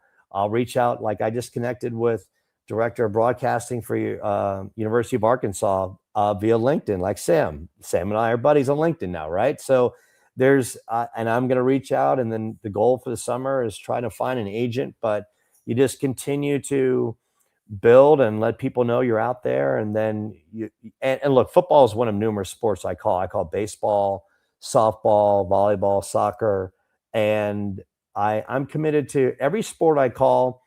People ask me, what's my favorite sport to call? And I tell people the sport I'm calling that day, because I have the opportunity to call it. And I kid you not, when I called my first soccer game for Cal State Bakersfield, which was my first NCAA game I called, fellas, I studied both teams for months. So I knew history, backstory. So when it got to that second half, it was literally, I could tell you the matchup player versus player, and because that was my opportunity to shine on that platform. So, I'm hoping a playoff game will be in my future, but if it doesn't, I just continue to strive for excellence in the league, and I'm blessed to be part of the IFL this year. Absolutely. Well, we look forward to you calling the rest of the games this year, and hopefully you do get the call to call the playoffs. As you can tell, Cody would be a big fan of that. So thank you so much for your time this morning, Joe. We really appreciate it. And something tells me we'll be having conversations in the near future about you calling games at a higher level. So. Well, I appreciate you saying that. And Sam, Cody, and TJ, look, I am very thankful and very appreciative that you've taken the time to first watch the IFL and to be such fans and to help the sport grow, but to also be a supporter of me and my team and everything that we're doing. And it means a lot, because that means we're doing things the right way. And I can't thank you enough. And I appreciate you having me on the show this morning. And if you ever need me on again, it's as simple as, Sam, you connect with me on LinkedIn, we make it happen. Sounds great. We do have a question from the chat real quick, and I think this might be pertinent for anybody watching at home. Is the IFL the only league you'll consider calling? I mean, the IFL is probably on the indoor league, but I mean, it really comes down to, right now I'm committed to the IFL, and I've been told strictly the IFL right now, this is, I can't call other teams while the IFL is going on. But look, after the season is over, then you kind of recalibrate things, and then you start looking at the next opportunity. I mean, so if someone calls me in August, and I don't believe there's any leagues going on in August, but if someone says, hey, can you come and call a game? Sure. Because it's just about, it's about just continuing to grow your brand and showing people you're out there, and you never know who's watching, right, Sam? I mean, maybe one day you're in a position where you're the director of broadcasting for Yahoo or something to that degree, and you're like, I like Joe, and I really want him to call our East Tennessee State versus Georgia Southern game this weekend in Georgia. Look, I will go. I kid you not, I will go anywhere to call a game. And that's why I connect with people all the time. But right now, the IFL, there's a mandate. I'm in the league, but I'm hoping that I'm calling college football somewhere this fall. And look, it could be D3, it could be NAIA. It's just about the next step opportunity just to call games. And because it's the thing about football, you only have so many games, right? It's not like basketball or volleyball or baseball where there's 1,000 games per year. So since 2021, when I started first calling play-by-play, I only had a handful of games, high school. So I only call maybe 5 or 6 games every year. So you think about that over 5 years, it's really not a lot of games, right? It's not like 1,000 reps that you would get in any other sport. So the opportunity to continue to call football another platform, because every game you get better and quicker, and things are everything comes easier. There's just disseminating information is easy, but your calls get better, things get tighter. So it's like, for me, it's just, if there would be another league after the season's over that called me to call a game, sure, I'd entertain it. I'd talk to the people of the IFL out of respect, right? Because that's what you do. Decency, right? Transparency. Hey, want to let you know someone called me. Is it okay? Because the league, call me crazy, I believe in loyalty as well. So look, unless next spring or 2 years from now, all of a sudden I get the opportunity to be calling NBA or college games, which I'd love to do. I'm in this league for as long as the league wants me to be here. But also, as a broadcaster and continuing to try to swing for the fence, you're also looking at the next opportunity. Absolutely, makes perfect sense. On that note, leagues, if you're looking for some broadcasters, Joe might be your guy. So reach out, and as you just heard, you can find him on LinkedIn. So on that note, I'm always there. I kid you not, fellas. I'm reaching resource. out. I'm typing. I'm reaching out to people all the time, and sometimes I get crickets, and I get good people like Sam Shady reaching back and say, "Joe, I want you on your show," and boom, here we are. Awesome. Thank you so much for your time, Joe. We appreciate it. And like I said, we're looking forward to you calling your next game. Fellas, look, if you ever need me on in a couple weeks, just let me know. And obviously, it's been a pleasure. And I wish you guys the best. And thanks for your support. Thank you so much. And the support is mutual. So thank you for coming on and giving us a little bit of your time this morning. Absolutely. Have a great rest of your day. All right. On that note, we have pretty much wrapped up our topics for today. Oh, Krish, you conveniently show up after your guest leaves. What are you doing? I was just sitting back enjoying listening. I wanted to take it all in. I really enjoyed that. But all right, betting picks. I got to give my picks for this week. Okay. I'm going to let you take the reins on that one. I need to step away for a moment. So on that note, go for it, and I will be right back. Let me pull it up. Let me pull up the spreads.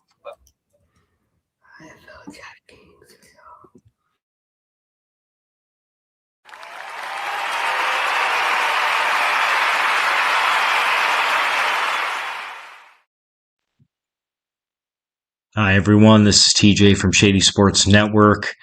I am excited and proud to be the first one to announce that we as a network are introducing a digital magazine, official one called Shady Sports Magazine. As many of you know, the bread and butter of our network is covering arena and indoor football, and that's exactly what this magazine is going to be about. It is going to be the first ever arena and indoor football central magazine, all the leagues included. You're going to also have a bunch of articles in there about past teams, going down memory lane. It's just going to be a one-stop shop for the already diehard fan. It's going to be an easy spot to get all of your info, no matter which league or however many of the leagues you may watch. And for the new fan or the casual fan, it may help you turn into a diehard fan now, because you're going to be able to get all the info super quick and easy, sent directly into your email. We will announce in the upcoming weeks when the inaugural issue is going to be released. And believe me, we will definitely keep you updated on our shows and network as a whole on how to sign up for that list to get it. Email for free every month. Thank you to the fans, and thank you for everyone watching.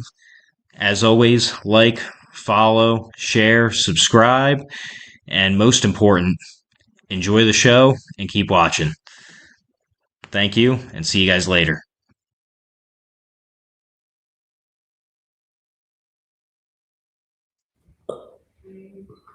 So, Cody, we'll have you go first since you don't believe in analysis. You go through and you can give your picks one by one. Wow. Fishers. That's it. No, I mean, Fisher. I've got Fishers on the money line. I've got Quad City beating Iowa. I've got Jacksonville destroying New Mexico. I've got this one's a toss-up to me. I can see either team winning this one, but back against the wall, give me the Oilers when it comes to that.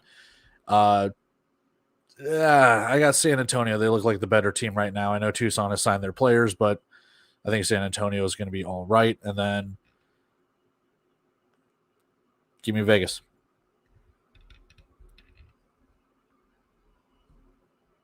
What about you, TJ? Yeah, I think it's going to be close, but I'm going to go with Fishers as well. Then, obviously Quad City because Iowa's Iowa. Jacksonville over New Mexico. I'm going to go with San Diego over Tulsa. Then I'm going to go with the Gunslingers. And then, obviously, my Vegas Nighthawks. Sure. So I'll give my picks. We'll start off top. I got Indy winning. I think it's a good opportunity for Green Bay. Last time they went on the road, they played Quad City, and that didn't go as planned. So, I mean, I feel like Green Bay won't be able to handle the environment in Indy. Give me Indy to win. I think they cover the spread. Quad City, Iowa. Iowa's probably going to pivot from Ivan Corbin at quarterback and start Dante Santos today. But I still like Quad City. Keon Williams coming back to where he started his professional career. So he'll have a big game. And Daquan as well. Homecoming for both of them. I think Quad City by 10. I think Iowa can cover the spread, honestly. That Quad City defense, man, it's hard to watch. New Mexico and Jacksonville. New Mexico recently signed Arthur Jackson from San Diego, so obviously for them. I like New Mexico to cover the spread. Honestly, I think they'll be able to cover the spread. 18.5 is a big number. San Diego and Tulsa. I like San Diego to win the game. I think Tulsa's defense is, not ready for the challenge of Nate Davis and that offense. Final two, San Antonio and Tucson. I think Tucson can win at home. It'll be a close one. I like the under in that game too, under 78.5. Arizona and Vegas, this can be a look ahead game for Vegas. They might be too distracted by the glory of the IFL Cup, but I believe Vegas and Coach Davis can get it done. But give me Arizona plus 10.5 to cover the spread. That's the safest bet on the board. So, yep, those are mine.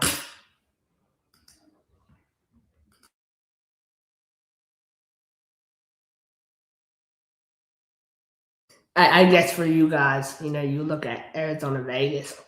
What does Arizona have to do to beat Vegas? Play a game. I mean, it's a toss-up. I don't know why the betting odds are as far as they are. I mean, you're looking at, I think Vegas, the casino is looking at what happened against New Mexico last week and went, hey, Vegas is good. Arizona has kind of struggled a little bit. Northern Arizona was leading them for a little while in that game. They've struggled a little bit with San Antonio until they were able to pull away there in the second half. So, yeah, and then obviously they kind of got boat raced by Fishers.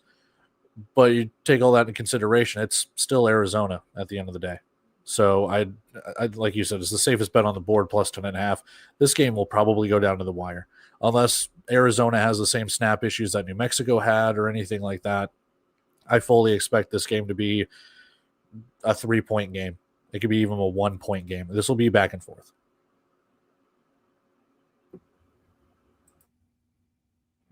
Any final thoughts on the betting before we wrap this bad boy up for the day? No, I mean, I think it all makes sense. I mean, I agree with you on Vegas and Arizona. It's interesting. I'm not 100% sold on Vegas' defense yet. I need to see a little more. I'm not sold on Arizona defense either. So, Before we go, which one of these games is Krish's belt to ass game of the week? Oh, that's a good question. Quad City, Iowa. Yeah. Okay. Interesting thought. It's going to be a good week, man. I mean, a lot of good games. Colorado Pueblo tonight. We got these IFL games coming up. It's going to be good. You don't think New Mexico and Jacksonville can be belt to ass? No, I think with having Arthur Jackson come in and that receiving core, Jacksonville like to kind of play a deeper style of defense. So I mean, Jackson's only played in like one game this season for San Diego, and he got signed in the playoff run last year for San Diego too. Like, he hasn't played a lot. Not to discourage the guy or discount his credit or his ability, but like, he has not really played in the indoor football league full stop compared to other people. Like that, I don't think that's going to make necessarily a difference. Is New Mexico's offensive line and their snap issues. Look at what Jacksonville did, like to DeQuan Neal and the lack of the running game that Quad City had last week. If they can stop Jerome Johnson, and Vegas has already gotten that blueprint out there, that could be belt to ass for the week. I could see that. It's just 18.5 feels like such a big number for me. And they added some offensive line help this week as well. But is 1 week of practice with offensive line, does that make a difference? A little bit, but not. I understand what you're saying. Yeah. Yeah. It'll be interesting, man. I mean, I think Jimmy will have a good day on the ground, I mean, he'll do what he does, and we'll see from there. But I just think 18.5 is too big. I mean, don't think I forgot the little dig that you had earlier about the Quad City defense. Look at what Jacksonville did to Orlando, man. They can do that to New Mexico. I don't live in the past, man. I'm focused on the bye week, and then we'll move on to Indy next week. So, how many times did we hear about the 2021 championship this episode? I've got the banner to prove it. It's in my airport. Better worry about your defense before you talk about others. All right. So we're done with betting, right? Yeah. All right. Do you mind pulling this screen down, sir? Yeah. Any final thoughts for the show today? No, I'm excited to see the AF1 today. Nothing really big happened this week. Obviously, Casanova back to Albany, but I don't expect him to play. I heard he's not playing this week, so just keep an eye on that. And then, just 15 days away, man. I get to see TJ in person, and it'll be fun. What are you going to look forward to after the IFL Cup? Because you've been hyping this up for months. Like, once these games are done and out of the way, like, what happens after that? Do you just go straight to the championship? Basically, yeah. Okay. No, I'm putting this out there right now, and this is gonna sound so sour, but I don't care. If we somehow lose to Vegas, I'm not coming back for the IFL Cup championship. I'm just not. I'm not doing that. So only if we. So what are you gonna do when they beat you? I mean, I'll have to do a quick little handshake, and I'm out of that bitch. Of course you are. I think we have to have a bet, because we were talking bets either on this show a month or so ago, or maybe in the group chat. I can't remember. I think whoever wins between Vegas and Orlando, if it gets to that, they have to put the other team's banner in their airport. Yeah.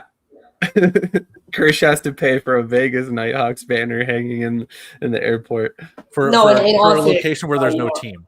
No, really, in all seriousness, I have a lot of respect for Coach Davis, right? He very knowledgeable about this game, a lot of respect, consider him a friend, whatever. But at the end of the day, like, we got the best skill position group in the country, and he's gonna learn what that looks like real quick.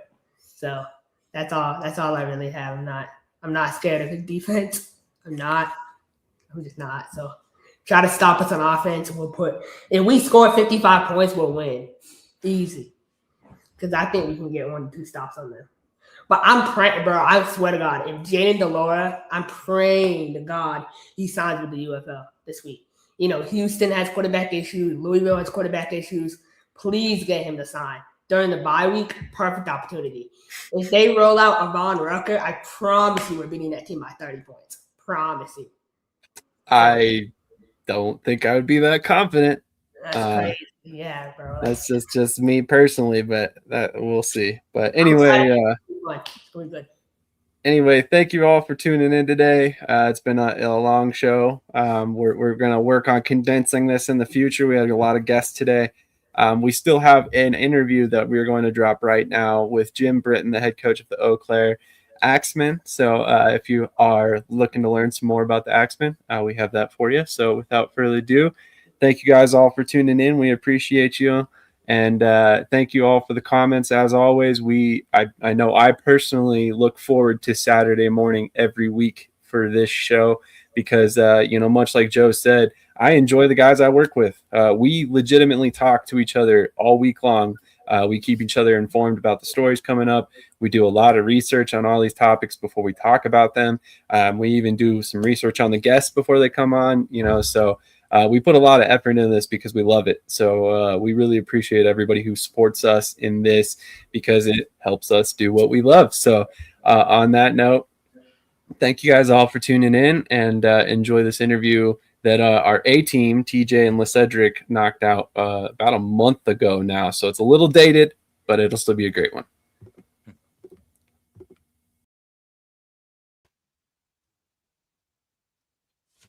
Yep, there we go. How's it going, guys? I am Cedric, the bus driver, 303 bus driver Green over here at Shady Sports Network, joined by my co-host TJ. What's up, TJ?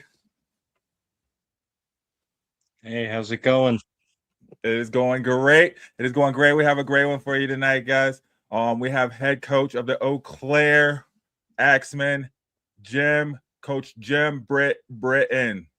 Like the country, but spelled different, as he says. So it'll be great to talk to him tonight, as we do over here in Shady Sports Fashion. We got some good questions for you guys, some good information, and hopefully, bring a few more fans to the Axemen. Right? That's what we're here to do. So without further ado, Coach Jim, I'll let you go ahead and do a quick introduction on yourself, and then we'll go ahead and get into some questions. Okay. Again, my name is Jim, and my nickname is Britt, like my grandfather's. Britton, and I'm the new head coach of the Eau Claire Axemen. I was the assistant head coach last year. This will be my 46th year of coaching football. I've coached. I was a former Phi-Ed teacher, health teacher, and athletic director. I coached 8th grade football. Then I went to freshman, assistant varsity, and then I've just been assistant varsity for, would be 43 years, I think it was. And so this is my first head coaching job. And I'm super excited about it. I've waited forever. And it's just a great way for me to cap my career whenever that career ends and I hang up my whistle and my cleats.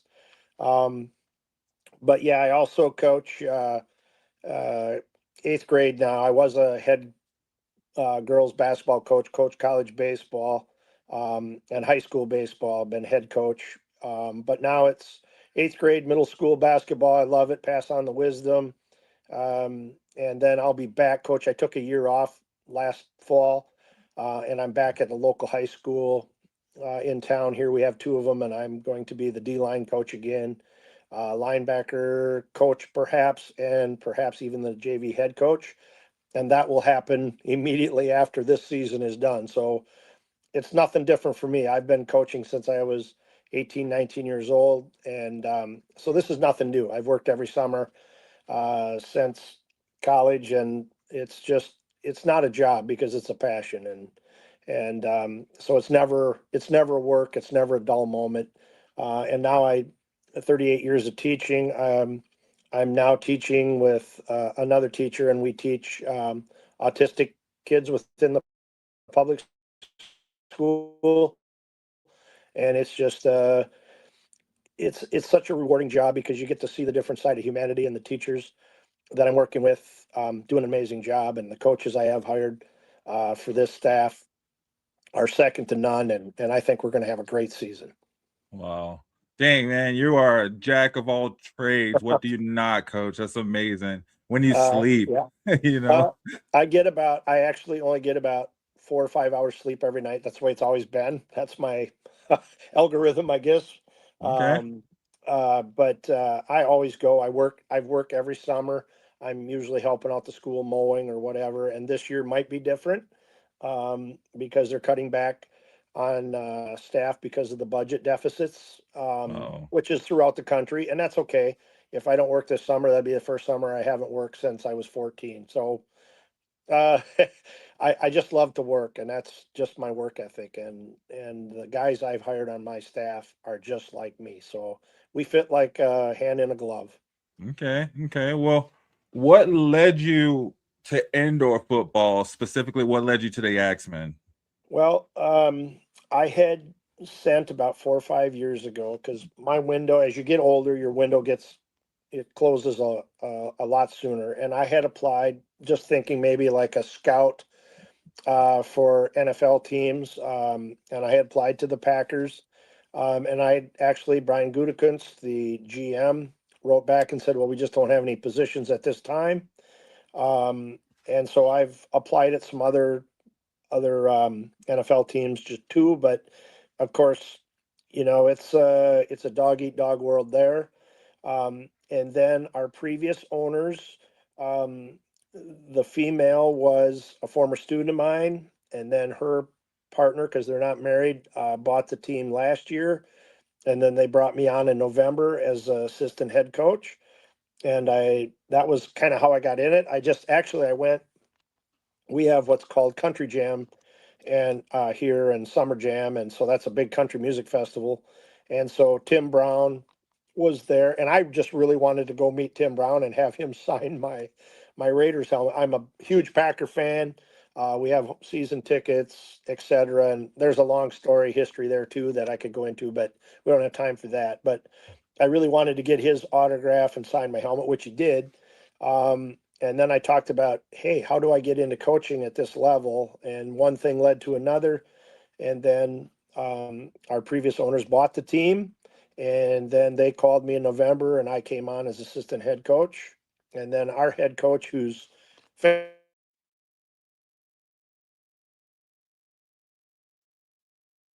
You cut out, Coach.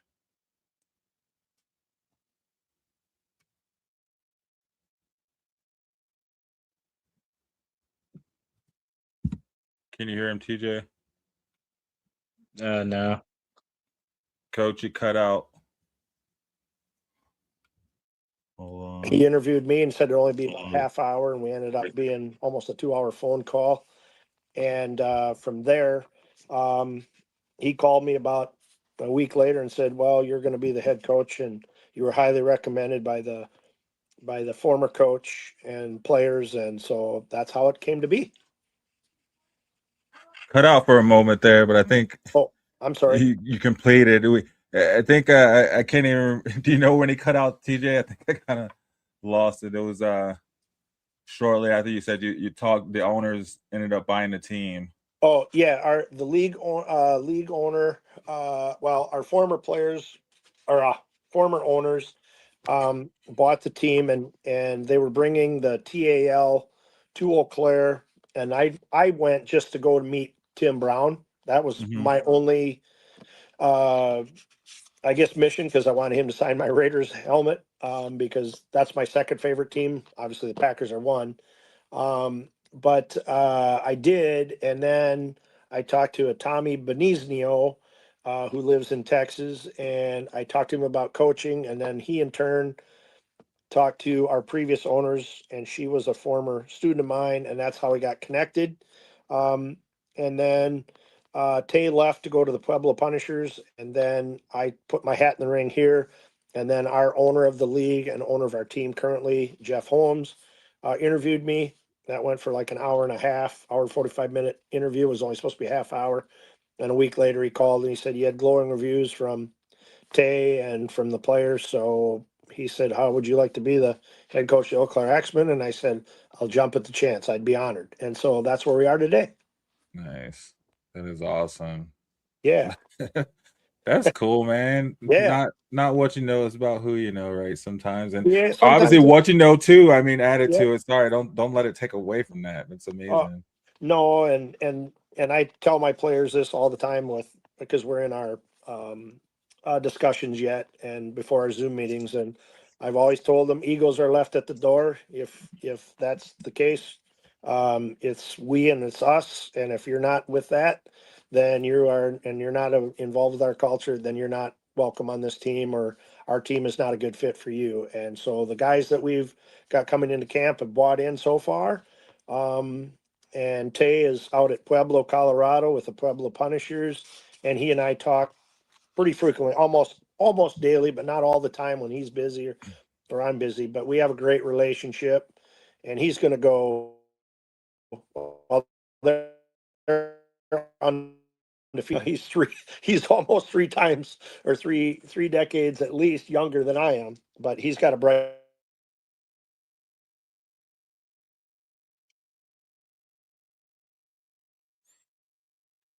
Cut out again. Nope.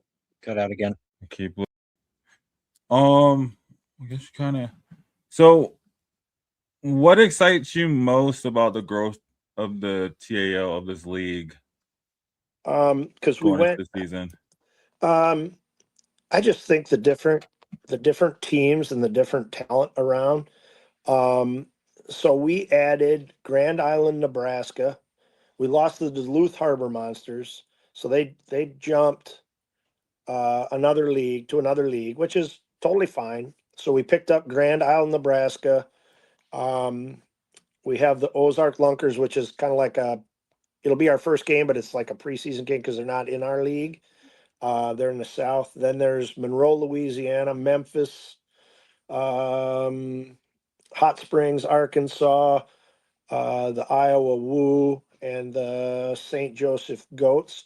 So there's eight teams now, and they're trying to, I think, build by 2 or 4 teams every year. I don't know how big that gets, but that's what's exciting and guys think, oh man, I got to get to the NFL like right now.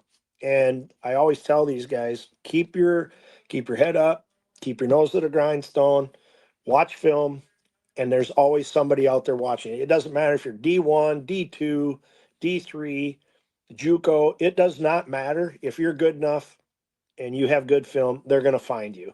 And that's our job as coaches here at this level, is to get them to that next level. Maybe it's a level or 2 above us, or the USFL, the XFL, or NFL. And that's my job, or our job, I should say, not my. Our job as coaches is to get them prepared, not only for football and other levels, but for life. And that's the most important thing: family, faith, love, and that's our 3 pillars of our culture.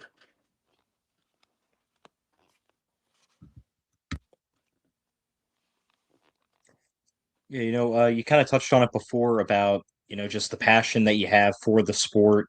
What about it is with that passion that's kept you in this game for so long? Is it, mainly having a lot of like high school experience with coaching, so you can kind of help them mature and grow and teach them life lessons, things like that? What keeps you going in it?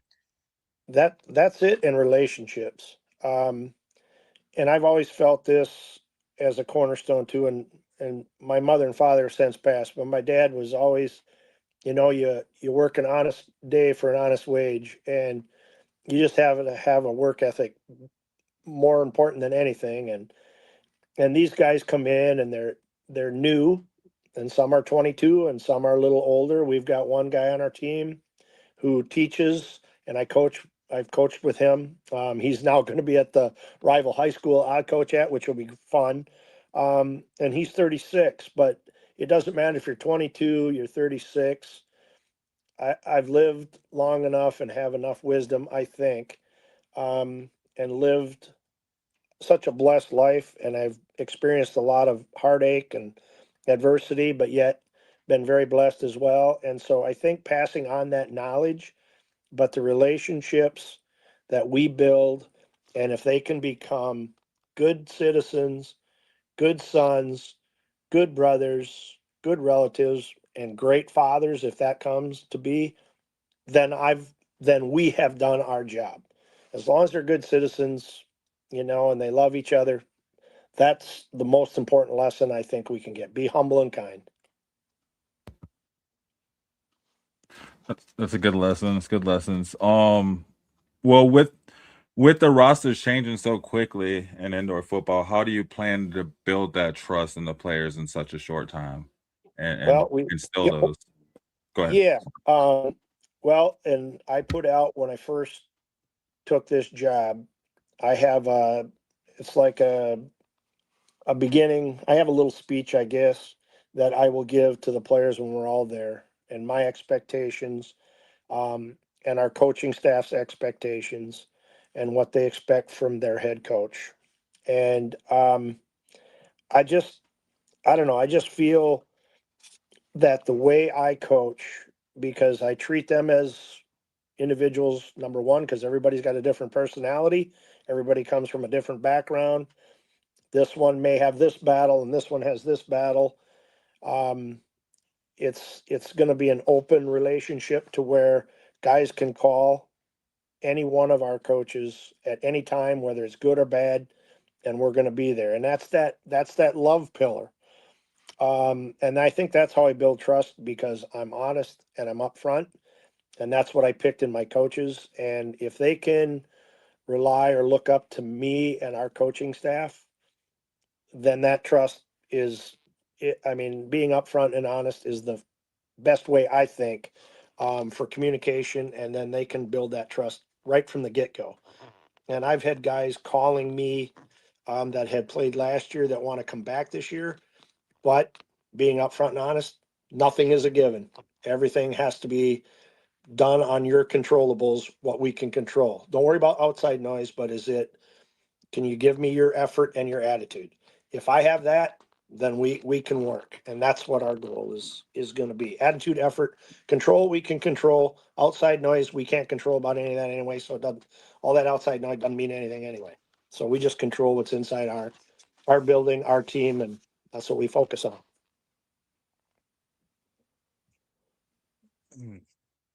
What are, after last season, obviously not having the season record wise that you would have liked, what are some things that you've either already done or plan to do differently than maybe last year's teams did to equal into better success on the field for this year?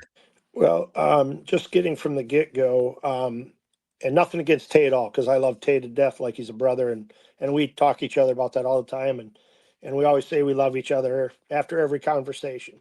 But I think my style is different than Tay's, and that's totally okay. And this is the kind of a crazy part, but before every game, every practice, didn't matter. Before practice, during the game, after the game, I gave every guy a hug and told them I loved them. And that has resonated, because sometimes guys don't hear that, and it's kind of like faux pas. Oh, geez, you shouldn't say that. I'm the exact opposite. I think we should. And that's how we get that buy-in. And I've got guys that love our pillars of culture, and I think that's going to be a little bit different, because we had a lot of rookies last year and just guys learning the game and how it's played, and that included me. Tay had more experience than I did. Even though he was younger, he had more experience in the Arena League because he'd been in there 2 or 3 years. And that was my first year in Arena.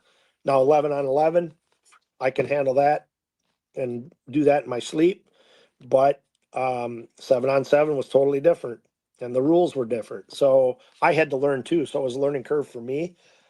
And this year, having an offensive coordinator is going to help, because Tay I did special teams and D-line and O-line.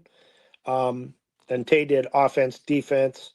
And he had a lot of pressure being new here and being our first year. So just being upfront, forthright, and just having these guys buy in that's been the entire different thing. And some of the guys I know, some guys I don't, and those relationships will get built from day one.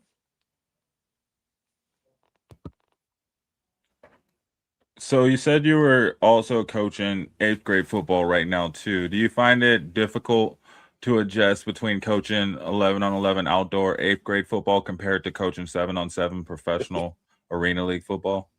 Yeah. Now 8th grade football was a long time ago, so I gotta backtrack a little bit. I coach 8th grade boys and girls basketball. Oh yeah, sorry. No, that's okay. Totally okay. But I've coached at all levels, and I got to go back to your question again. I'm sorry. I was just saying, do you find it different, I guess, evaluating talent or changing the way you approach how you coach the game or the players? Actually, no. I am the same.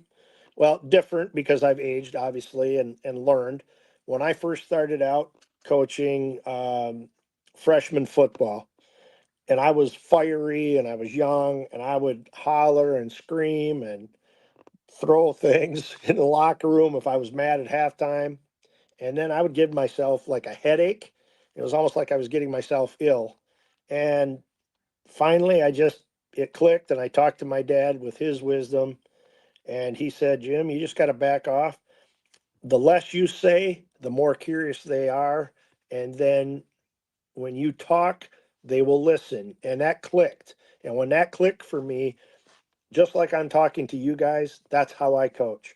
Now, do I get fire in my belly and get on guys? Yes, I do. Whether it's eighth grade, whether it's freshman, high school, or now professional, I can get on guys, but 99% of the time, I'm talking to them just like I'm talking to you. And I feel rather than talking over them and hollering and screaming and they panic or deer in the headlights look, by me talking to them, they don't panic. And that's the way I coach high school. That's the way I'm coaching these guys. And I think I get the most out of them because they're not scared. They're afraid that they're going to get chewed out. And sometimes they do. But when I get ticked and they get chewed out, oh man, coach is really PO'd. Well, that's the other side that they don't always see. And I don't show that very often. That does not happen very often at all. But I think being that reserved, it doesn't create panic, and guys are willing to play because they already know if they screwed up, they already know that, and I don't need to pile on. So mine has always been, I'm just talking like I am talking to you two, and we go from there. I love that. um, you know, from starting out coaching at a young age, did you always want to be kind of that player's coach mentality, or is that just, kind of just the personality fit your coaching style? It's a little bit of both. I played college ball. I played for a year, and it was in 1982. I played at Wartburg College, played wide receiver. We were number one in the country in D3. And we ended up losing in the Unidome in Waterloo. I think it was St. Bishop's out of Texas or whatever. Our quarterback was All-American. His brother was an All-American who was my roommate. And then we had another guy that was an All-American running back who never played a high school sport. And he was started in basketball, football, and baseball at Wartburg. And he was a number one runner in the country. And then he tore his knee up, and then that was at the last game before our game, and our game was to go to the Alonzo Stagg Bowl, whoever won, and we lost, and so that gave me a renewed passion because I had a great coach. He was in the Iowa Hall of Fame. I've coached my high school coach, who gave me my first job right out of high school. Is a Wisconsin Football Coaches Hall of Famer. And then when I eventually went to Chippewa Falls, our head coach, Chuck Rakovich, great guy, is in the Wisconsin High School Football Coaches Hall of Fame and now the National Coaches Hall of Fame. And so he gave me a lot of direction. And the guy that I'm super close with, and he's retired now, his name is Ed Watkins. He's the one that really taught me about the game. And I had to he told me how to break down film, and I'm OCD anyway. And so he really helped me learn the game. And I give all the credit in the world to not only the head coaches that I coached for and played for, but Ed Watkins was just a huge, huge inspiration to me. And he kind of got me on this track, and I kind of live vicariously through Ed. Nice. That's a nice little walk down memory Yep. lane right there. It's awesome. Oh yeah. Yeah. Well, speaking of film study, Yes. which do you emphasize more when dealing with your players? Do you prefer for them to be big on film study? Do you prefer for walkthroughs, live reps? What's your forte when preparing for a game? Well, first off, we watch film and we break it down, and we will have, I should say. And I do it like high school. We go by position. So I'm D-line coach, so I have nose to tackles to ends. And so we have huddle. And so we break down film by position. And I don't know as if we'll do, because we're only 7-on-7, so that's pretty legit. It's pretty easy in that sense. But they have to be a student of the game. We had guys last year, and it's no fault of Tays. We would have guys that were required to bring paper and a pen or pencil, and there'd be guys that are writing down constantly.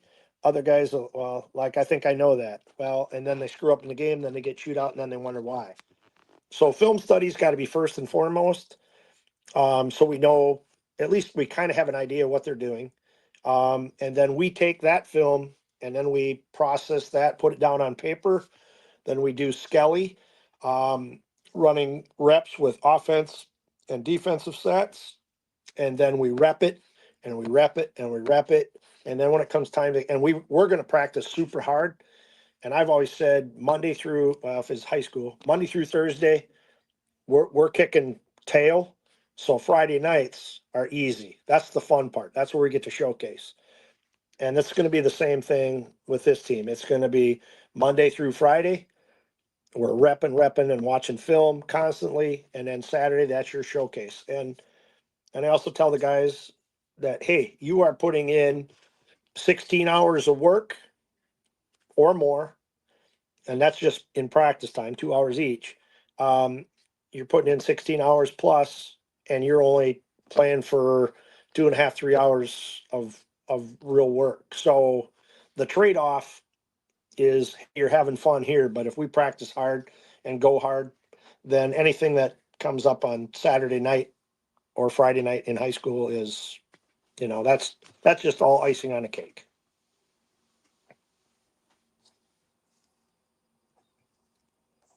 All right. Well, we don't want to keep you too long. So I just have one more question for you. Okay. Hey, and I'm good too. So I'm free. So if you want to go longer, that's fine with me. Oh, all right. Um, speaking more on the Arena League, you what is it about it that makes it so different in terms of just visibility and stability to the media and fan base? Because obviously there's so many different leagues out there, and all the time you're hearing, you can hear something negative about it, but you never really hear anything negative about the Arena League. It's like everything that they do is just well thought out, well planned. What makes the TAL kind of stand out in that regard? Well, I think you have, and I haven't met the other coaches other than a couple, I guess, because they're new teams. But I think the stability is generally, and hopefully it's not. It's like the NFL. Somebody gets fired or let go. It's like a revolving door, and they're with some other team. Where here and it happens here too. But the stability, I think, and with us being our second year, um, people we didn't, I say we didn't handle it the way we should. I thought, and this is just me personally, I thought ticket prices were too high and they didn't follow the model that our league owner had set up. Had they done that and been less, I got to be politically correct here, but being or following a guideline when it's new, that gives you your best chance of not only winning, but keeping a stronghold and a footing in the community. And we missed the boat a little bit on that. And so this year, up leading until, and I teach full time till 3 o'clock every day. And so, like the last 2 or 3 weeks since basketball got over, I'm out every day after school trying to get sponsorships. So that part is difficult because the way the economy is, and they get hit with everything and inundated with a lot of different causes, which are all important. None is any more important than the other. That part can be difficult, but trying to get people on board to reevaluate us because things didn't go well as far as, and we had a lot of adversity that way.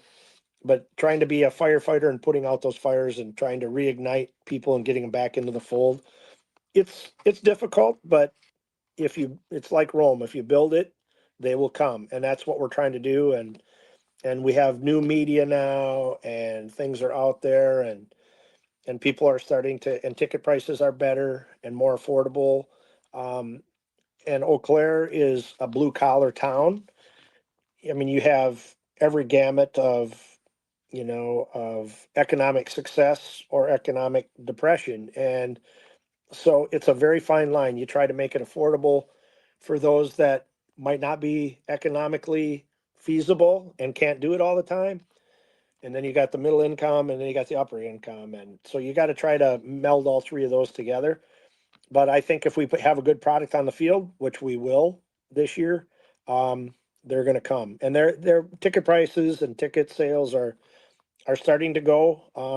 And so, yeah, I think if we have that good product, if their people are going to come, they're going to be knocking down the stadium doors to get a ticket.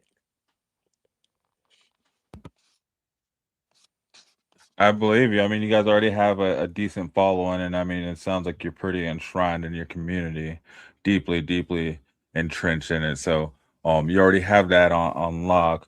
Are you guys doing tryouts still for your team? If so, do you have a date?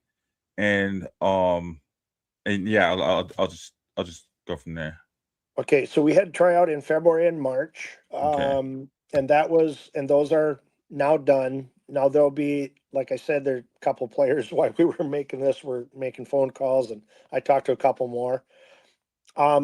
They will come in for a chance to compete, and again, I've all told them up front, there's nothing given. Effort and attitude is where it's going to get you to make this team. And so we'll have guys coming. I've got a guy coming from Southern California. Guy I talked to tonight just before I came on here is coming in from Orlando, Florida.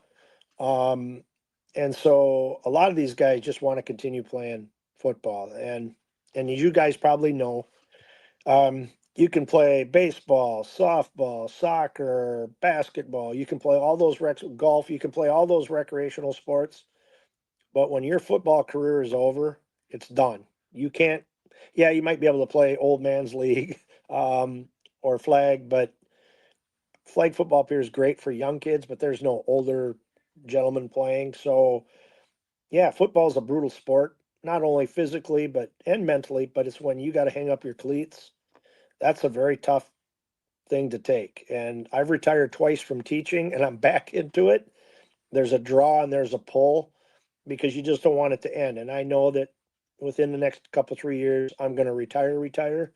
And I still might coach football, and hopefully I'm still here to be able to do that. But, and like you said, being entrenched in the community, I've been here now 30 years, and my hometown is about 20 miles south of here.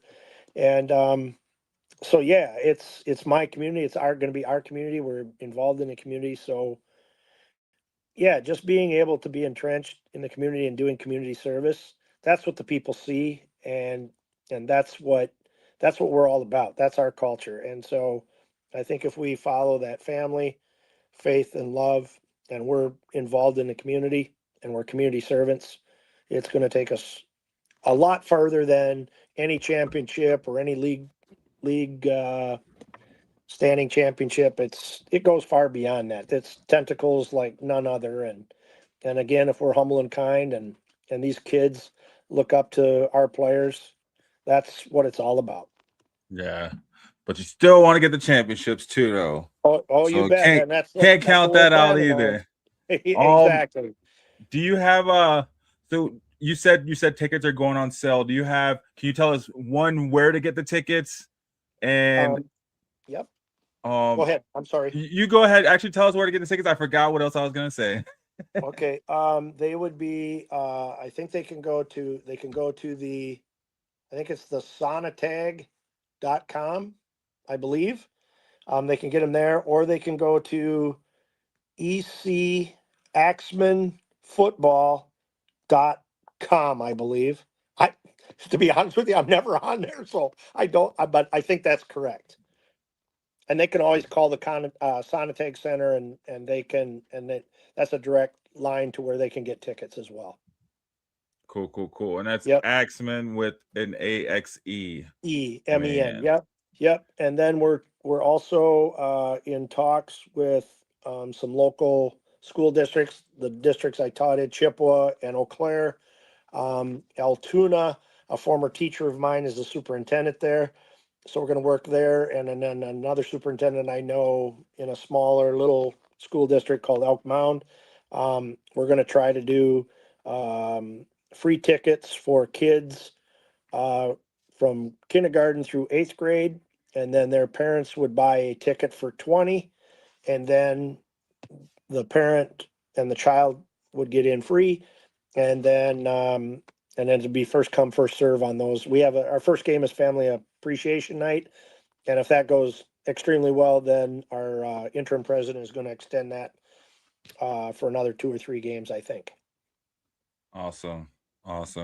Is there before we get out of here, any other shout outs you wanna shout out? Any other causes you want to tell us about? Well, I guess we are having. I went to the local. Well, my father was a veteran, and so he never talked about the war until a couple of days before he passed. But I just got a call today from the gentleman that's heading out to Utah to visit his son, or Montana, and he's with the local American Legion downtown. So they have an honor guard coming. We have the National Guard coming for one, and then VFW, American Legion. So our 4 home games are going to be covered by veterans, and we'll be honoring them at the beginning of the game. And so for me, that's a huge honor for me. And so those guys, I talked to him tonight, and so those guys are going to be coming into the locker room before the game. So we get a chance to honor them before they get honored out there. So, and that's a huge cause for me, and our homeless population. So there's a lot of different causes out there, and the homeless population, homeless kids for school, and making sure kids have a good night's sleep, got food in their belly. Those are all causes, no different than any other team, but those are really close to my heart, and especially cancer, pancreatic cancer, which took my father and my mother. I'm really sorry to hear that for your loss, Yep. but That's thank you life. for your father's service. That's Yeah. amazing, man. I actually run a veteran service center here in Denver myself. Sweet. So I am all for all of that. Thank you so much for taking the time to come on with us, Coach Britt. TJ, you got anything before we get out of here, man? I do have. I may have fibbed. I do have one more quick question. Yep. How were you, and how long were you a fan of arena football before signing on with the TAL? To be honest with you, I never even heard of it until it came to Eau Claire, and it's like, what is this? And then I find out we have dasher boards because I love hockey, and we have dasher boards, and we have a smaller field, and it's for contacts. Like what? And so I kind of jumped in the deep end without even really knowing about it, and I was so busy with football, high school, I didn't even think about it, or basketball, I didn't even think about it. And then once I got to see it and I got to be around it, it is so exciting because it's fast action. And you only get 20 seconds between plays. So it was totally different than the 11-on-11 game, and it's so fast paced. So it got me so excited. It kind of reinvigorated me because you can get complacent in coaching, and even though I love it, I was starting to get that, and this kind of reinvigorated it. So now when I transfer that from my season to high school, it's like I'm just as hyped now for my season to start, and then after that to go into the high school football season is going to be awesome. Then I get 2 weeks off, and then I'm in from November to March for basketball. So I only get about 6 weeks vacation, and I don't travel a lot right now until I retire. But yeah, this is super exciting, and to be asked and to be honored to be a head coach at this age, it's just so invigorating, and the guys know my passion. The guys that have played for me know my passion, and the coaches around me, and you could ask any one of them, and they'll tell you exactly what I just told you. And in fact, at Memorial, where I'm going to be coaching, the coaches have got together and said, "Hey, we need to get Britt back." And so they approached me, and I had agreed a couple 3 weeks ago that I'll come back. So I missed that part, and so that's invigorating, and you feel wanted, and so I'm humbled. I never take credit. It's always the people around me that got me to where I am, and so you got to give those guys credit. And it doesn't matter if you are a food service worker, custodian, security guard, ticket taker. All those people that make this happen all have to be recognized before me. Even though I'm the head coach, those people got to get the credit before I do, and that's the way I've always been. Nice. I think Awesome. I love it. Yeah, no, I think you proved it with your longevity too. You don't stick around, especially in something like coaching, where it's almost voluntary at sometimes for that long if you're not doing something right. So, Coach Britt, again, thank you for joining us. Good luck this season with the Eau Claire Axemen. You're welcome on whenever, please. If you want to come on to talk about the game you had the week before, let us know. We'd love to have you on. You're always welcome back here on Shady Sports Network. Awesome. I appreciate you guys extending the offer, and this was a pleasure. I don't do a lot of interviews. I do a couple, I guess, on radio now, but you guys let me know, or I can text you and just say, hey, you want to go on and talk about our game? I'd like to do it weekly if that's okay with you guys. I was gonna say, a weekly show would be awesome too. I mean, I'm sure, TJ, I'm sure we can get on board and we can get something planned. I'd be all for it for sure. I know we had one guy that was with the network. He's all about your team, so I'm sure, like, with your fan base, we could definitely get something going. Yeah. Now, do you know, or can't you divulge the source? Do you know who that is? Yo, what's good? Cedric the bus driver here. I don't know about you guys, but I know what I will be doing every Tuesday, Saturday, and Sunday. And Thursday nights too. I'll be over at Shady Sports Network, so catch up with me. Holla at your boy.